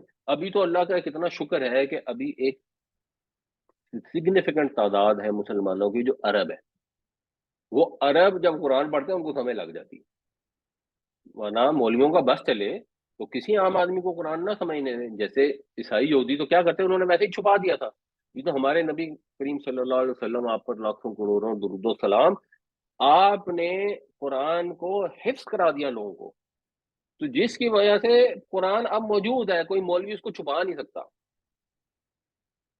عربوں کے یہاں تو یہ وہ مسئلہ اس کا کچھ کر نہیں سکتے، تو عرب بیچارے تو جب بھی قرآن پڑھیں گے ان کو سمجھ آ جائے گی، ان کو تو اہل حق، ان کے پاس کوئی علماء موجود ہوں یا نہ ہوں، ان کو تو قرآن کی سمجھ آ جائے گی، جو ان لوگوں کے خیال میں بڑا خطرناک اقدام ہے، اور یہ گمراہ قسم کے لوگ ہیں جو یہ کام کرتے ہیں۔ اچھا، البتہ اگر وہ قرآن کریم سے استفادہ چاہتے ہیں تو اہل حق علماء میں جو تفسیر کی صلاحیت رکھتے ہیں ان سے روزانہ یا ہفتہ میں ایک دو بار مسجد میں تفسیر قرآن سنا کر، یعنی آپ نے اگر اس سے ہدایت حاصل کرنی ہے، کیونکہ قرآن ہدن للناس ہے، شہر رمضان الذی انزل فیہ القرآن ہدن للناس، سب لوگوں کے ہدایت ہے، انہیں نہیں، یہ ہدایت ہے علماء کے لیے، علماء سے میں وہ جو اہل حق ہے، یعنی مطلب ہمارے فرقے کے، ان کے لیے ہدایت ہے، آپ کے لیے قرآن ہدایت نہیں ہے، آپ کے لیے احبار اور رہبان ہدایت ہے، آپ نے وہاں سے جا کے ہدایت دی۔ تو ایشو یہ ہے کہ قرآن پڑھیں، قرآن سمجھیں، اپنا فیصلہ خود کریں، کیونکہ جنہوں نے بھی یہ فتویٰ دیا ہے انہوں نے اپنی قبر میں خود جانا، وہاں جا کے جواب دیں گے، ہو سکتا ہے انہوں نے نیک نیتی سے فتویٰ دیا، ہو سکتا ہے اللہ تعالیٰ انہیں معاف فرما دے، ہو سکتا ہے اللہ تعالیٰ ان کا مواخذہ فرمائے، وہ اللہ اور ان کا معاملہ ہے، ہمارا ان سے اس معاملے میں کوئی لینا دینا نہیں ہے، ہم نے اپنی قبر میں جانا ہے، ہم نے اپنا حشر والے دن اکیلے تنہا اپنا جواب دینا ہے، ہم وہاں جا کہیں گے یا اللہ یہ ہمارے بڑے تھے، اللہ ان کو دگنا عذاب دے دے، تو اللہ تعالیٰ کا اس پہ جواب ہے کہ سب کے لیے دگنا عذاب، تو ہم نے وہاں جا کے جواب دینا ہے، ہم نے اپنا فیصلہ خود کرنا ہے۔ آپ کے پاس کوئی بینک آ جائے، کوئی انشورنس والا آ جائے کہ انشورنس بالکل جائز ہے، اور وہ ساری بیسڈ ہو انٹرسٹ بیسڈ کمپاؤنڈنگ کے اوپر، اور وہ آپ کو فتوی لا دے، اگر کوئی بینک والا آ جائے آپ کو مصر سے فتویٰ لا دے کہ سود وہ سود نہیں ہے، کوئی مارگیج والا آ جائے غامدی صاحب کے فتوی لے آئے، کوئی اسلامک بینکنگ والا آ جائے مفتی تقی عثمانی کے فتوی لے آئے، جس کے مرضی فتوی لے آئے، آپ کو اللہ نے عقل دی ہے، آپ کو اللہ نے شعور دیا ہے، آپ کو اللہ تعالیٰ بار بار یہ فرماتے ہیں کیوں نہیں قرآن میں تدبر کرتے، کیوں نہیں قرآن میں غور و فکر کرتے، کیوں نہیں کرتے؟ وہاں جا کے آپ یہ جواب دیں گے ہم اس لیے نہیں کرتے کہ ہم اہل حق نہیں ہیں، یا ہم علماء نہیں ہیں، اور ہم یہ خطرناک کام کرنا نہیں چاہتے تھے، اور خدا نہ خواستہ ہم قرآن پڑھتے تو ہمیں گمراہی مل جانی تھی۔ ہاں ویسے عیسائی یہودی قرآن پڑھیں، ہندو قرآن پڑھیں اور پڑھ کر مسلمان ہوں، کیونکہ ورنہ انہوں نے تو جہنم میں جانا ہے، ان سے مطالبہ ہمارا یہی ہے، اے 80 کروڑ 90 کروڑ ہندوؤں، قرآن پڑھو اور مسلمان ہو، کیونکہ اللہ نے آخری کتاب بھیجی ہے، اس میں ایمان لانا ضروری ہے۔ جا کے خبردار اپنے پنڈت سے نہیں پوچھنا، ایسا ہی اپنے پادری سے نہیں پوچھنا کہ ہم اسلام قبول کریں یا نہ کریں، کیونکہ وہ تو اہل حق علماء نہیں ہے، تمہیں قرآن پڑھ کے خود ہی مسلمان ہونا پڑے گا، ہم قرآن نہیں پڑھ سکتے، کیونکہ یہ بڑا خطرناک نظام ہے۔ تو اللہ تعالیٰ ہم سب کو قرآن پڑھنے، سمجھنے، اس پر عمل کرنے کی توفیق عطا فرمائے۔ اور یہ قرآن پڑھنے کا یہ مطلب نہیں ہوتا کہ آپ نے دو گرامر سیکھ لی، دو گردانے یاد کر لی، اس کی بیس میں ترجمہ خود کرنا شروع کر دیں۔ قرآن کے ترجمے موجود ہیں، ایک کا ترجمہ، دوسرے کا ترجمہ، تیسرے کا ترجمہ پڑھیں، اس کی بیس پہ جو مطلب نکالنے نکال لیں۔ اگر مفتی صاحب نے فتویٰ دیا کوئی بات نہیں، دینے فتویٰ، ان سے وجہ پوچھیں کہ اس کی دلیل کیا ہے، وہ دلیل بتائیں۔ اسلامک بینکنگ والوں نے آپ کو دلیل بتائی کہ جی یہ اس لیے جائز ہے، اس لیے جائز ہے کیونکہ نکاح بھی تو حلال ہی ہوتا ہے، تو اگر بات آپ نے بسم اللہ ہی پڑھنی ہوتی ہے، اگر نہ بسم اللہ پڑھ تو ہم نے بسم اللہ پڑھ دی ہے، آپ دلیل پر ریسرچ کریں اور آپ خود ہی فیصلہ کر لیں کہ یہ بسم اللہ پڑھنے سے کیا سود بھی حلال ہو سکتا ہے، جس طرح بکری پہ بسم اللہ پڑھے تو حلال ہو جاتی ہے، تو کیا سور بھی بسم اللہ پڑھنے سے حلال؟ اب آپ نے خود اپنے دماغ سے سوچ لیں، اگر آپ کو لگتا ہے کہ سور کو یا سود کو، انٹرسٹ کو بسم اللہ پڑھ کے حلال کیا جا سکتا ہے تو ٹھیک ہے، وہ آپ کا اجتہاد ہے، اگر آپ نے نیک نیتی سے کیا ہوگا تو اللہ تعالیٰ انشاءاللہ معاف فرمائے گا، لیکن اگر آپ نے اندھا دھند ان کی تقلید کی تو یہ شرک ہے، یہ اپنے احبار اور رحمان کو اللہ کے سوا رب بنا لینا ہے۔ یریدون، وہ یہ چاہتے ہیں، این یطفئو، یطفئو جو ہے یہ ہے طوا یا توئے، ہم اردو میں کہتے ہیں فے اور الف، جس کو عربی میں کہتے ہیں حمزہ۔ تفیہ یطفو، اس کا مطلب ہوتا ہے کسی چیز کی روشنی کا ختم ہو جانا، آگ کا بجھ جانا، اس سے پھر باب افعال بنے گا، اطفاء یطفئ، تو یطفئ کا مطلب ہوتا ہے روشنی کو ختم کرنا، آگ کو بجھانا۔ تو وہ چاہتے ہیں ان یطفئوا نور اللہ، اللہ کے نور کو بجھا دیں، بافواہہم، اپنے منہوں سے۔ اب یہ بھی لفظ وہی ہے منہوں، لیکن اب یہاں انڈرسٹوڈ ہے کہ اس کا مطلب کیا ہوگا، اس کا مطلب ہوگا اپنی پھونکوں سے، کیونکہ جب آپ نے موم بتی گل کرنی ہوتی ہے تو آپ اپنے منہ سے ہی اس کو گل کرتے ہیں، مگر منہ سے پھونک مار کر گل کرتے ہیں۔ تو یہ چاہتے ہیں کہ بجھا دیں اللہ کی روشنی کو، اللہ کے نور کو اپنی پھونکوں سے۔ وَيَأْبَى اللَّهُ، یا ابا جو ہے، ابا یا ابا اس کا مطلب ہوتا ہے انکار کرنا، قبول نہ کرنا، اور اللہ قبول نہیں کرتا الا، مگر یہ۔ اب یہ بھی ایک طرح سے اسی طرح ہوں گے نا، حسر کا جملہ بن جاتا ہے، یا اب اللہ الا، اللہ قبول نہیں کرتا مگر یہ، یعنی اللہ کا یہ فیصلہ ہے کہ اللہ نے ایسے ہی کرنا ہے، کیا، ان کے یتم نورہ، کہ تمام کرے اپنے نور کو۔ یہ یتیمہ بھی باب افعال ہے۔ تمہ یتیمو کا مطلب ہوتا ہے کسی چیز کا پورا ہونا، اتمہ یتیمو کا مطلب ہوتا ہے کسی چیز کو پورا کرنا۔ ان کی وجہ سے یتیمو یتیمہ ہو گیا، نصب آگے پہ، کہ وہ مکمل کرے، وہ پورا کرے نورہ، اپنے نور کو، یعنی اس کو تمام کرے، اس کو کامل کرے۔ مطلب یہ کہ یہ جو دین اللہ تعالیٰ نے نبی کریم صلی اللہ علیہ وسلم کے اوپر بھیجا، obviously یہ دین پہلے بھی رسولوں پر بھیجا گیا، دین تو ایک ہی ہے، اسلام ہی ہے، بٹ یہ اللہ کے نبی صلی اللہ علیہ وسلم پر جب بھیجا گیا، اس میں obviously کچھ جو پچھلی قوموں نے چینجز کر دیں، یا کوئی اللہ تعالیٰ کی طرف چینجز چاہیے تھی تو وہ اللہ نے کر دیں، نیچرلی چینجز ہیں، یعنی دین اسلام ہی ہے، بٹ مثال کے طور پہ ہماری نماز جو ہے اس میں سورہ فاتحہ عربی کی پڑھی جاتی ہے، پچھلی قوموں میں تو عربی تھی نہیں، تو کہاں سے پڑھی جاتی؟ جب عیسیٰ علیہ السلام آئے تھے تو عربی تو بولتے ہی نہیں تھے، اس میں تو فاتحہ نہیں پڑھی جا سکتی تھی نا، نازل ہوئی تھی۔ تو اس طرح چینجز تو ہوں گی، لیکن اصل دین ایک ہی ہے۔ وہ ہم سورہ بقرہ میں پڑھ رہے ہیں کہ حضرت یعقوب علیہ السلام نے بھی اپنی اولاد کو یہ کہا کہ اللہ نے تمہارے لیے دین اسلام کو چنا ہے، تو مت مرنا اس حال میں مگر یہ کہ تم مسلم ہو۔ وہ بھی مسلم تھے، ہم بھی مسلم ہیں، بٹ اب یہ جو اللہ نے دین جب نبی صلی اللہ علیہ وسلم پہ بھیجا، یعنی جو وحی آنی شروع ہوئی ہے، تو اللہ تعالیٰ اس کو مکمل کر کے رہے گا۔ یہ جو مشرک ہیں، جو عیسائی ہیں، جو یہودی ہیں، یہ گمراہی سے نکل نہیں رہے، یہ بہانے کر رہے ہیں، یہ اپنے مشرکانہ حرکتوں پر قائم رہنا چاہتے ہیں، اور خواہش ان کی ہے کہ کسی طرح مسلمانوں کو دبا دیں، مسلمانوں کو سپریس کر دیں، کسی طرح ان کو ختم کر دیں۔ یہ اپنے منہ کی پھونکوں سے اللہ کے نور کو بجھانا چاہتے ہیں، اللہ نے فیصلہ کیا وہ پورا کر کے رہے گا۔ وَلَوْ كَرِهَ الْكَافِرُونَ، اور کتنا ہی مکروہ لگے، کتنی ہی کراہت ہو، کتنا ہی برا سمجھے، کتنا ہی ناگوار گزرے کافروں کو، کافروں کی کوششوں کے برخلاف اللہ تعالیٰ اس نور کو پورا کر کے رہے گا۔ کیوں؟ اللہ نے کہا کہ میں اور میرے رسول غالب آ کر رہیں گے، تو اللہ کا رسول جب دنیا میں تشریف لاتا ہے تو پھر اس میں غالب آنا ہی آنا ہوتا ہے، اس میں آپشن نہیں ہوتی قوم کے پاس کہ وہ رسول کو قبول نہ کرے۔ تو جو امیجیٹ قوم تھی اس کا تو یہ آپشن ہی نہیں تھی، اور جو عیسائی یہودی بھی تھے ان کو بھی اگر عرب میں رہنا تھا تو انہیں صاغرون ہو کر رہنا تھا، جو ہم پہلے پڑھ رہے ہیں۔ یریدون ان یطفئوا نور اللہ بافواہہم ویأبی اللہ الا ان یتم نورہ ولو کرہ الکافرون، یہ چاہتے ہیں کہ بجھا دیں اللہ کے نور کو اپنی پھونکوں سے، اور اللہ کا یہ اٹل فیصلہ ہے کہ وہ اپنے نور کو مکمل کر کے رہے گا، چاہے کافروں کو کتنا ہی ناگوار گزرے۔ هو الذی، وہی تو ہے، ارسل رسولہ، جس نے بھیجا اپنے رسول کو، بالہدا، ہدایت کے ساتھ۔ اللہ نے اپنے رسول کو ہدایت کے ساتھ بھیجا، کس کے لیے ہدایت؟ ہدی للناس۔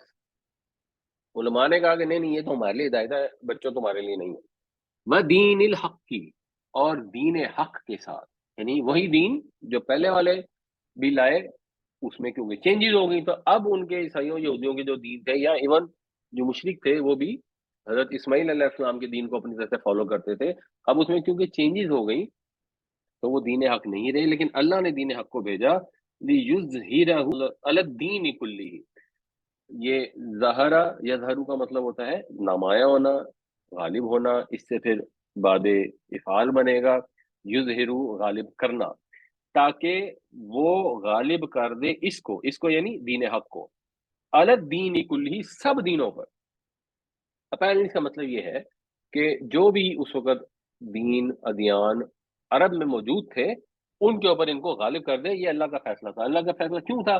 کیونکہ اللہ کا فیصلہ ہے وَلِكُلِّ أُمَّةٍ رسول، ہر امت کے لیے ایک رسول آتا ہے یا آیا ہے۔ فَإِذَا جَاءَ رَسُولُهُمْ، پھر جب آیا ان کا رسول، قُضِيَ بَيْنَهُمْ بِالْقِسْطِ، تو فیصلہ ہو گیا انصاف کے ساتھ، وہم لا یظلمون، پر کوئی ظلم نہیں ہوا۔ یعنی جب بھی رسول تشریف لائے اللہ نے فیصلہ کیا۔ نوح علیہ السلام تشریف لائے، لوط علیہ السلام تشریف لائے، ہود علیہ السلام، جب رسول تشریف لائے تو فیصلہ ہو کے چکا، دنیا میں ہی یہ فیصلہ ہو گیا۔ ابھی بھی اللہ تعالیٰ یہ فیصلہ کر کے رہے گا اور سب دینوں کے اوپر اپنے دین کو غالب کر کے رہے گا، وَلَوْ كَرِهَ الْمُشْرِكُونَ، اور مشرکوں کو جتنا مرضی ناگوار گزرے، جتنی مرضی یہ کوشش کریں، یہ عرب کے مشرک جتنی مرضی کوششیں کر لیں، یہ اہل کتاب جتنی مرضی کوشش کر لیں، یہ اپنی پھونکوں سے خدا کے چراغ کو گل نہیں کر سکتے۔ یہ آ کر رہے گا، دین غالب ہو کر رہے گا، اور پھر سب نے دیکھا کہ دین غالب ہو گیا، شرک جزیرہ نما عرب سے ختم ہو گیا بالکل ہی، اور جو وہاں پر یہودی عیسائی تھے وہ ذمی بن کے رہتے رہے نبی کریم صلی اللہ علیہ وسلم کی حیات میں بھی، اور ایون آپ کے بعد جو صحابہ کرام تھے ان کے دور میں بھی۔ اس کے بعد پھر آگے جا کے پھر اگر کہیں عرب میں تو ویسے شرک شروع نہیں ہوا، لیکن اب وہ سچویشن چینج ہو گئی، تو ظاہر سی بات ہے جیسے موسیٰ علیہ السلام جب دنیا سے چلے گئے تو اب وہ ان کی قوم کے ساتھ معاملہ چینج ہو گیا۔ جب نبی صلی اللہ علیہ وسلم موجود تھے تو فرق کے ساتھ، اس کے بعد اگر کہیں پہ مثلا شرک شروع بھی ہو جائے، یا جیسے ہندوستان میں شرک ہوتا تھا، وہاں پہ وہ رول نہیں ہے کہ ضروری جا کے ان کو قتل ہی کرنا ہے۔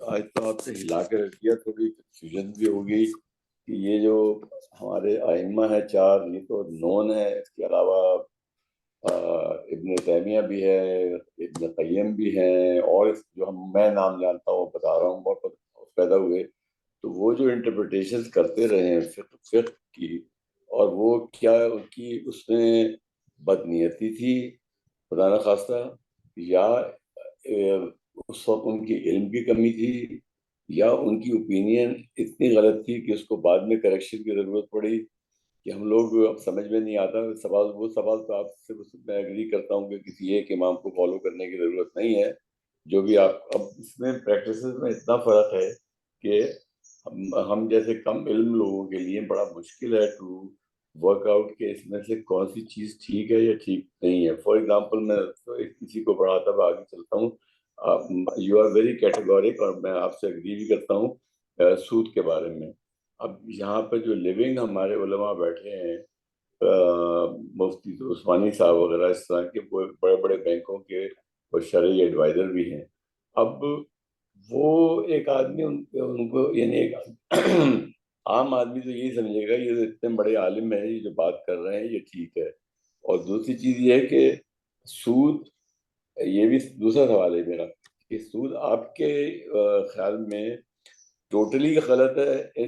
سود یا اسلامک بینکنگ، نوٹ سود بلکہ اسلامک بینکنگ ٹوٹلی غلط ہے، یا اس کے کچھ پروڈکٹ غلط ہیں جس کو اگنور کیا جا سکتا ہے، یا اس پہ آپ فالو نہ کریں؟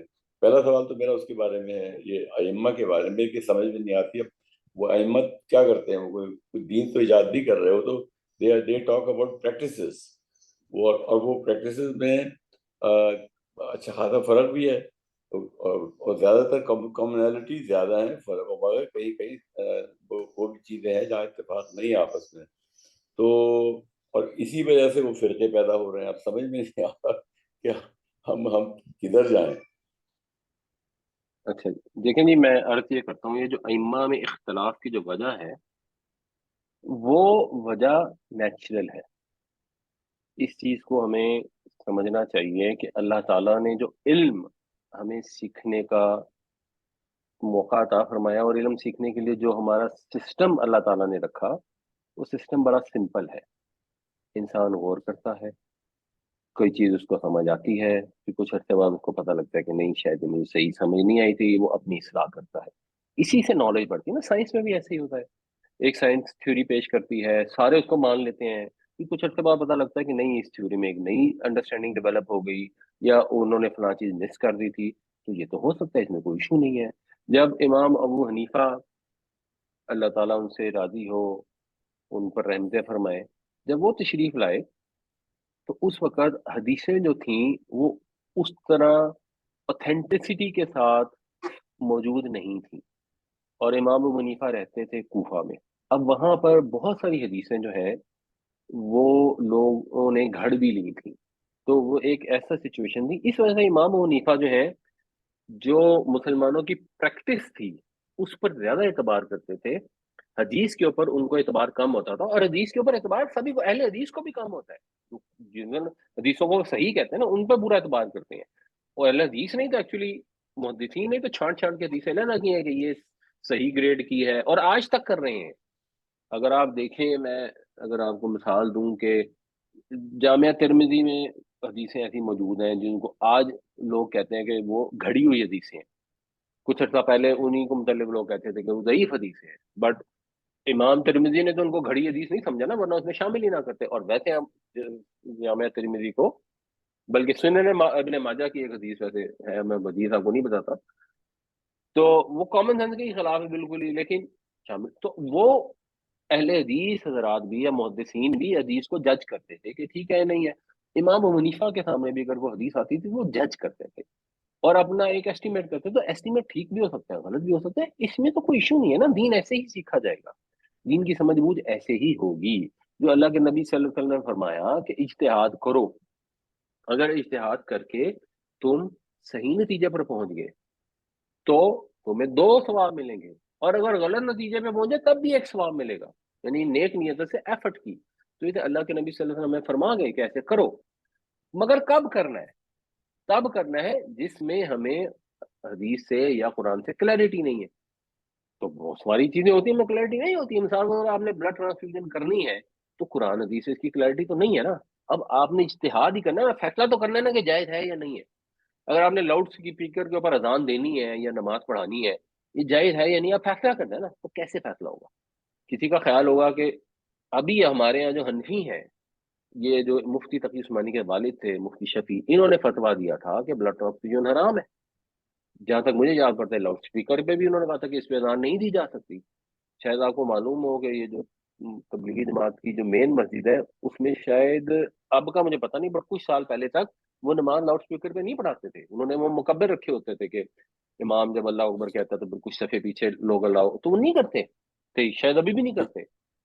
تو یہ اختلاف رائے تو ہو سکتا ہے نا، اس میں کوئی پرابلم نہیں ہے۔ اس کی جو سب سے اچھی مثال ہمیں ملتی ہے، ایک دفعہ نبی کریم صلی اللہ علیہ وسلم نے صحابہ سے کہا، غالباً یہ جب وہ ان کو یہودیوں کو نکالا وہاں سے، مدینہ سے، اس کے بعد اب یہ فیصلہ ہوا کہ جو خیبر ہے، شاید وہاں جانا تھا یا کہیں اور جانا تھا، مجھے ایگزیکٹ ڈیٹ نہیں یاد، جگہ نہیں یاد، تو آپ نے صحابہ سے فرمایا کہ وہاں پہنچ جاؤ اور اثر وہاں جا کے پڑھنا۔ اب وہ انہوں نے اپنی بری ایفرٹ کی، لیکن وہ ان کو ٹائم لگ گیا، جب ٹائم لگ گیا تو اب رستے میں جو نماز کا ٹائم تھا وہ تنگ ہو رہا تھا، اور رستے ظاہر کی بات ہے ہم نے سورج غروب ہونے سے پہلے پہلے پڑھنی ہے، اور نماز اپنے وقت میں پڑھنی اتنی امپورٹنٹ اور لازمی ہے۔ اب صحابہ کے اندر 2 گروہ بن گئے، ایک نے کہا کہ بھائی چاہے نماز کا ٹائم گزر رہا ہے یا نہیں گزر رہا، ہمیں تو نماز کا ٹائم اللہ کے رسول نہیں بتایا نا، ہم تو وہیں جا کے پڑھیں گے، ہم تو سوال ہی نہیں پیدا ہوتا رستے میں رک کے نماز پڑھیں، اللہ کے رسول کی اجازت ہی نہیں ہے۔ دوسرا گروپ بنا، انہوں نے کہا کہ نہیں، اللہ کے نبی صلی اللہ علیہ وسلم نے جب یہ الفاظ فرمائے تو وہ لٹرل نہیں تھے، اس کا مطلب یہ تھا کہ جلد از جلد پہنچو، یعنی اثر سے پہلے پہلے وہاں پہنچ جاؤ، اس کا مطلب یہ ہے، اس کی انڈرسٹینڈنگ یہ ہے۔ اس کی انڈرسٹینڈنگ نہیں ہے کہ اثر کی نماز قضا کر دو، وہ تو جائز ہی نہیں ہے، تو ہمیں تو رستے میں اب رک کے پڑھنی پڑے گی کیونکہ ہم وہاں نہیں پہنچ پا رہے اس وقت تک۔ آدھا لوگوں نے اس طرح کر لی، آدھا لوگوں نے وہاں جا کے پڑھی، پھر واپس آ کے انہوں نے حضور سے پوچھا کہ یا رسول اللہ کس نے صحیح کیا؟ آپ نے یہ نہیں کہا کہ تو نے صحیح کیا، کیوں؟ ظاہری بات ہے ایک ہی چیز ٹھیک ہوگی نا۔ آج اگر ہم غور کریں گے تو ہم کہیں گے نہیں، نماز کو اس کے وقت پہ پڑھنا ضروری تھا، نبی صلی اللہ علیہ وسلم نے فرمایا، اس کا مطلب یہی تھا کہ اثر سے پہلے پہلے پہنچ جاؤ۔ لیکن حضور نے کہا دونوں، کیونکہ دونوں نے اجتہاد، دونوں نے اپنا دماغ استعمال کیا، نیک نیتی سے جس کو جو چیز سمجھ آ جائے گی وہ ٹھیک ہے، اللہ تعالیٰ اس سے اگر غلط بھی فیصلہ ہو جائے گا پھر بھی ایک ثواب دے گا، اور اس کی غلطی کو انشاءاللہ معاف فرمائیں گے۔ تو اس لیے اگر امام ابو حنیفہ نے کوئی فتویٰ دیا، امام شافعی نے کوئی فتویٰ دیا، اب ان میں اختلاف ہے۔ اب ان فتووں کی میں آپ کو کوئی ایگزامپل دے دیتا ہوں۔ جو ایک امام تھے، شاید شافعی تھے یا مجھے نام ایسے مجھے صحیح یاد نہیں ہے، ایک حدیث ان کو پہنچی، اللہ کے نبی صلی اللہ علیہ وسلم کے پاس کو آیا، اس نے کہا جی یا رسول اللہ میں اذان دینا چاہتا ہوں۔ آپ نے کہا دے لو، اور آپ نے یہ فرمایا کہ جب تم نے اذان دینی ہے تو تم نے پہلے آہستہ الفاظ میں پڑھنا ہے، یعنی اللہ اکبر ہم پڑھتے ہیں تو تم نے پہلے آرام سے آہستہ سے کہنا ہے اللہ اکبر اللہ اکبر، پھر تم نے کہنا ہے اونچی اللہ اکبر اللہ اکبر۔ انہوں نے کہا ٹھیک ہے، انہوں نے اسی طرح اذان دی، وہ چلے گئے۔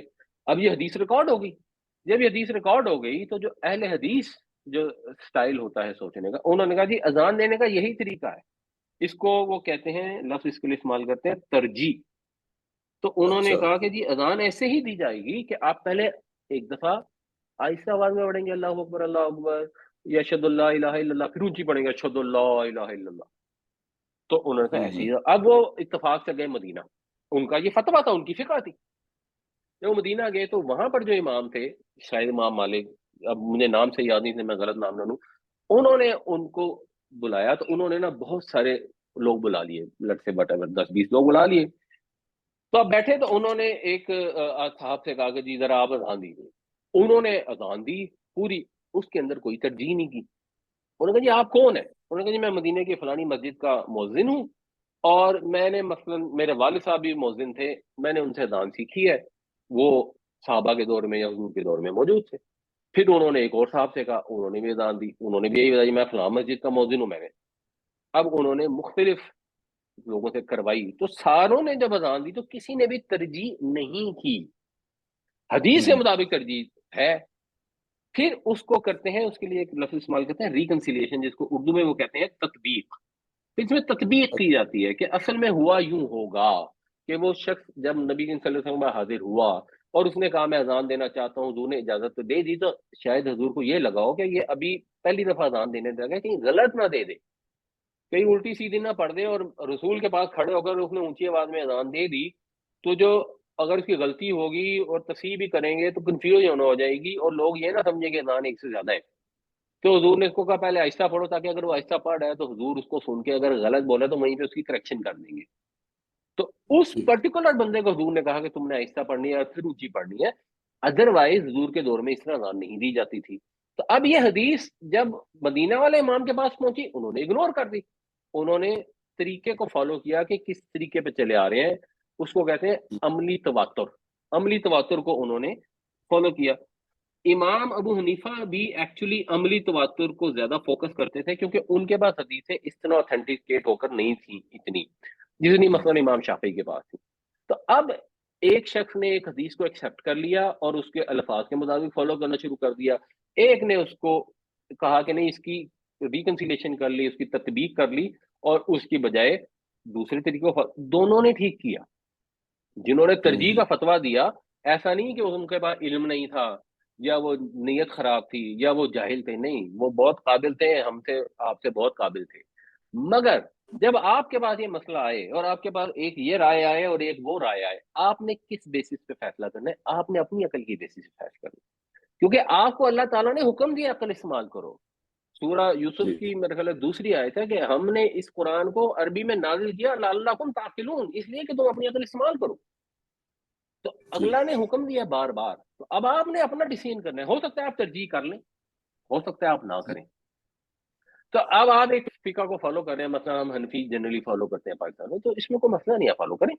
لیکن جہاں پر آپ کو کوئی کہے کہ جی یہ حنفی تو جو ہیں وہ رفع یدین نہیں کرتے اور نماز میں رفع یدین کرنا لازمی ہے، آپ اخلاقاً لاجیکلی آپ کو یہ سوچنا چاہیے کہ اچھا کیوں، حنفیوں کی کیا دلیل ہے، ان کی کیا دلیل ہے، اس دلیل کے بیس پہ فیصلہ کر لے۔ ہو سکتا ہے ابھی بھی آپ حنفی فقہ کو فالو کرتے ہیں، دیٹ از فائن، ہو سکتا ہے رفع یدینی کرنی شروع کر دیں، تب بھی ٹھیک ہے، لیکن آپ نے جینون اپنی نیت سے فیصلہ، اس کے لیے نا وہ دلیل دیتے ہیں، دیکھیں جی آپ ماہر تو نہیں ہیں، اب آپ ڈاکٹر کے پاس جائیں گے تو آپ اپنا علاج خود ہی تو نہیں کر لیں گے، ڈاکٹر سے کرائیں گے، حالانکہ دلیل بالکل ہی بیکار ہے۔ پہلی بات ہے کہ آدھی سے زیادہ چیزوں میں ہم اپنا علاج خود ہی کر لیتے ہیں۔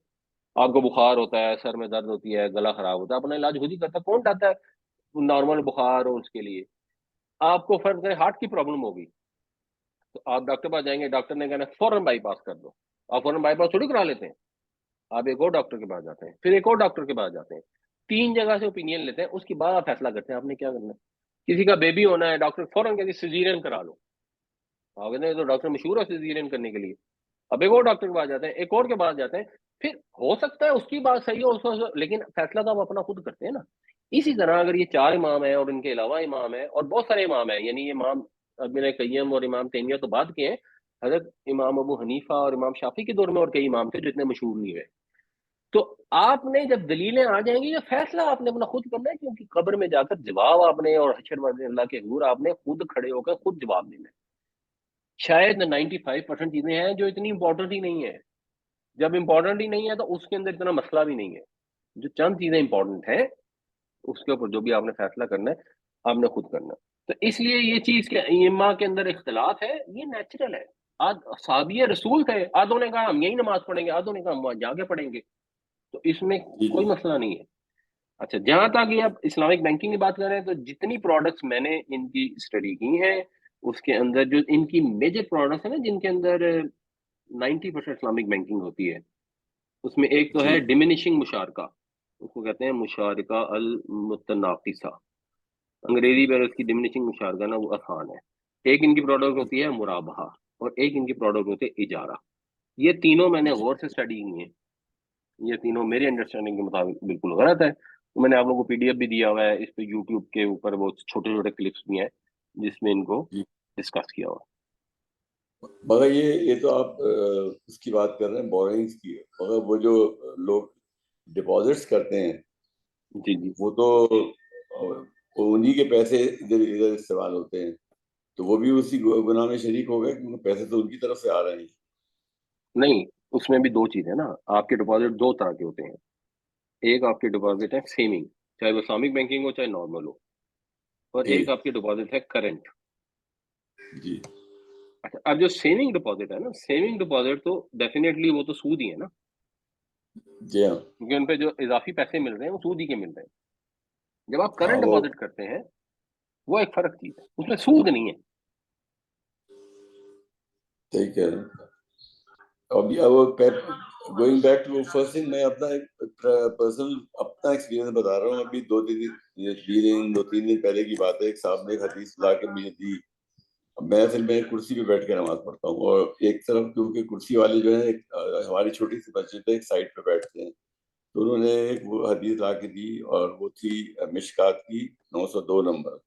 उसमें ये भी लिखा था कि रसूलुल्लाह सल्लल्लाहु अलैहि वसल्लम ने फरमाया कि कब्र की तरह ठोंगे मारने और दरिंदे की तरह बाजू बिछाने, और ये कहने की बात है, वो कहते हैं कि ऊंट की तरह मस्जिद में इसलिए कोई जगह मखसूस करने से मना फरमाया। अब कुर्सी वाले जो है, अगर आप खुद फील करें तो सोचें, अगर वो नमाजियों के बीच में बैठने शुरू कर दें तो इतना ऑड लगता है कि वो उसमें लॉजिक की बात कर रहा हूँ, यहाँ से शरह की बात या उसकी हदीस की बात नहीं कर रहा हूँ। तो मैंने तो उस चीज़ को जो है मानने से इनकार कर दिया। मैंने कहा मैं तो जो, अब वो और बात है, मुझे कहाँ जगह मिलती है मैं बैठूंगा साइड पे ही, मैं बीच में नहीं बैठूंगा। एक चीज आप मैंने खरीदनी है, उसकी मालियत फर्ज करें 1,000 रुपया है। अब एक आदमी है, वो कहता है जी आप इस चीज को पसंद कर लें, मैं इसके ऊपर मुनाफा लेता हूँ, मैं 100 रुपया लूंगा या 200 रुपया लूंगा, ये चीज मैं आपको 1200 की दूंगा, ये आपकी और मेरी कीमत तय होगी, मैंने मुनाफा ले लिया। अब आपने एक खास मुद्दत तक, साल या 2 साल के अंदर इस कर्ज को अदा करना है।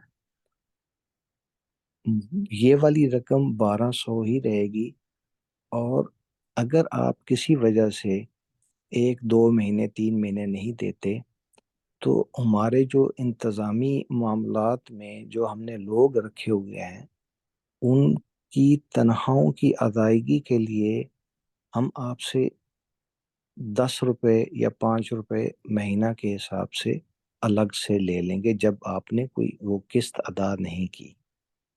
तो क्या ये सूरत जो है लोन की, ये उस सूद के जुमरे में आती है? मेरे ख्याल में ये भी सूद है, जो 10 रुपये तो डेफिनेटली सूद है। हम्म, जो कर्ज में 1000 की चीज 1200 की बेचते हैं ना, इसमें दो एंगल हो सकते हैं। ایک اینگل یہ ہوتا ہے کہ ایک آدمی ہے، اس کا کاروبار ہے، وہ چیزیں بیچتا ہے، اس کے بعد ایک کسٹمر ہے، اس کے ساتھ اس کی پیمنٹ ٹرمز طے ہیں کہ وہ 60 ڈیز میں پیمنٹ کرے گا۔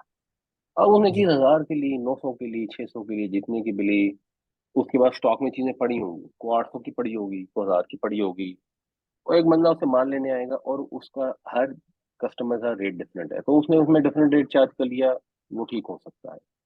لیکن جب آپ کیٹیگوریکلی یہ کہیں کہ جی یہ مال 1000 روپے کا ہے اسپاٹ ریٹ، آج پیسے دو گے تو 1000 کا، 6 مہینے بعد پیسے دو گے 1200 کا، تو یہ ادھار ہے۔ ادھار پر جو بھی زیادہ لیا جاتا ہے وہ سود ہوتا ہے، اور اگر وہ پتہ لگے کہ وہ اس چیز کا کاروبار ہی نہیں کرتا، وہ صرف کاغذ میں لکھ رہا ہے کہ آپ سے یہ چیز میں آپ کو بیچ رہا ہوں، یعنی ایک آدمی ہے، اس نے چیز خریدنی ہے مارکیٹ سے، وہ انویسٹر کو ڈال لیتا ہے کہ ایسے کرو تم خرید لو اور پھر تم مجھے بیچ دو، تو یہ تو ویسے ہی بالکل ہی بہانہ اور فراڈ ہے۔ یہ عادل صاحب نے سوال کیا ہے کہ کل وغیرہ جو کیے جاتے ہیں اور اس پہ کھانے بنائے جاتے ہیں،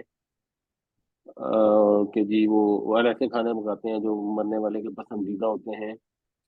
دیکھیں کل وغیرہ بیسیکلی تو بدعت ہوتے ہیں، اس کا ایک انتظامی معاملہ ہوتا ہے کہ آپ جب لوگ آ رہے ہیں تو ایک ایک کر کے آ رہے ہوں تو لوگ تیسرے دن آ جاتے ہیں، انتظامی لحاظ تک تو وہ ٹھیک ہو سکتی ہے، لیکن ہمارے معاشرے میں جس طرح پل شروع ہو گئے ہیں، یہ بدعت ہے، یہ اس سے احتراز کرنا چاہیے۔ دوسرا ان کا سوال ہے کہ نماز میں اگر ہم فرض کریں کسی وجہ سے تو بعد میں ہم نفل کرنا چاہتے ہیں تو کریں، ضروری ہے یا نہیں ہے؟ اور کچھ لوگ ہیں جو صرف فرض پڑھتے ہیں کہ اچھی پریکٹس ہے کہ نہیں، صرف فرض پڑھنا اچھی پریکٹس نہیں ہے، اس میں گناہ نہیں ہے، بٹ ایز اے پریکٹس اگر آپ کہیں گے تو اچھی پریکٹس، تو کیونکہ نبی کریم صلی اللہ علیہ وسلم خاص طور سے کچھ نفل ایسے تھے جو اکثر پڑھا کرتے تھے، تو بہتر یہی ہے کہ ہم بھی وہ پڑھیں، جس میں اسپیشلی فجر کے 2 سنتے ہیں اور مغرب کی 2 سنتے ہیں، مگر اگر نہیں پڑھی تو گناہ نہیں ہے، بٹ اگر بندہ کہ میں پڑھتا ہی نہیں ہوں تو یہ ذرا اچھا آئیڈیا نہیں ہے۔ وہ جی سم ٹائم مسلمانوں سے بات کریں تو اسپیشلی جو عالمی حالات ہیں اس میں مسلمانوں میں نا جی ایک پیسمزم اور ایک مایوسی کی کیفیت سم ٹائم آ جاتی ہے، ہاں جی۔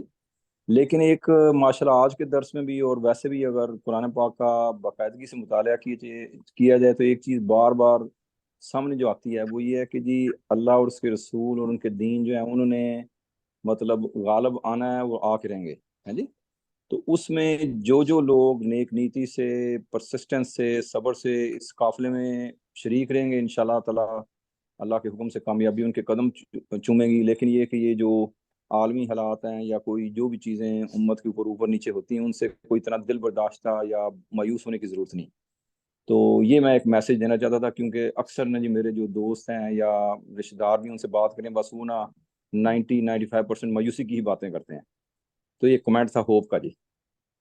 جی جزاک اللہ جی۔ اور قرآن شریف میں جب حضرت یعقوب علیہ السلام سے ان کے جب وہ دوسرے بیٹے بھی چھن گئے، یعنی یوسف علیہ السلام کو چھنے میں کتنے سال گزر گئے، تو ان کی یاد میں رو رو کے وہ نابینا ہو گئے، جب وہ جو دوسرے بنیامین کو بھی وہاں چھوڑا ہے ان کے بھائی، تو اس پہ بھی انہوں نے یہ کہا کہ اللہ کی رحمت سے تو صرف کافر ہی مایوس ہوتے ہیں، تو مایوسی کفر ہے، ہمارا یہ مذہبی استعمال ہوتا ہے، بالکل قرآن کی انٹرپریشن ہے، تو مایوسی تو کسی حالت میں جائز نہیں ہے۔ ہماری زندگی میں اللہ نے بہتری کر دی تو بھی اچھی بات ہے، نہیں بھی کی، ہم اگر پرسیورنس سے کام لیں گے تو انشاءاللہ اصل منزل تو جنت ہے، وہاں پہ ضرور ملے گی انشاءاللہ۔ اللہ تعالیٰ ہمیں قرآن شریف پڑھنے، سمجھنے، عمل کرنے، دوسروں تک پہنچانے کی توفیق عطا فرمائے۔ اللہ تعالیٰ ہمیں توفیق عطا فرمائے کہ ہم اپنے دماغ کو استعمال کر سکیں، جو اللہ تعالیٰ نے ہمیں شعور دیا ہے اس کے تقاضے پورے کر سکیں، جیسے بھی اچھے برے حالات ہیں اس میں اللہ سے اوپر توکل کریں، مایوسی سے بچیں اور اللہ کے فرامین پر عمل کریں، اپنی جد و جہد جاری رکھیں، اور اللہ سے دعا ہے اللہ تعالیٰ ہمیں دنیا اور آخرت میں آسانیاں عطا فرمائے، کامیابیاں عطا فرمائے، آمین یا رب العالمین۔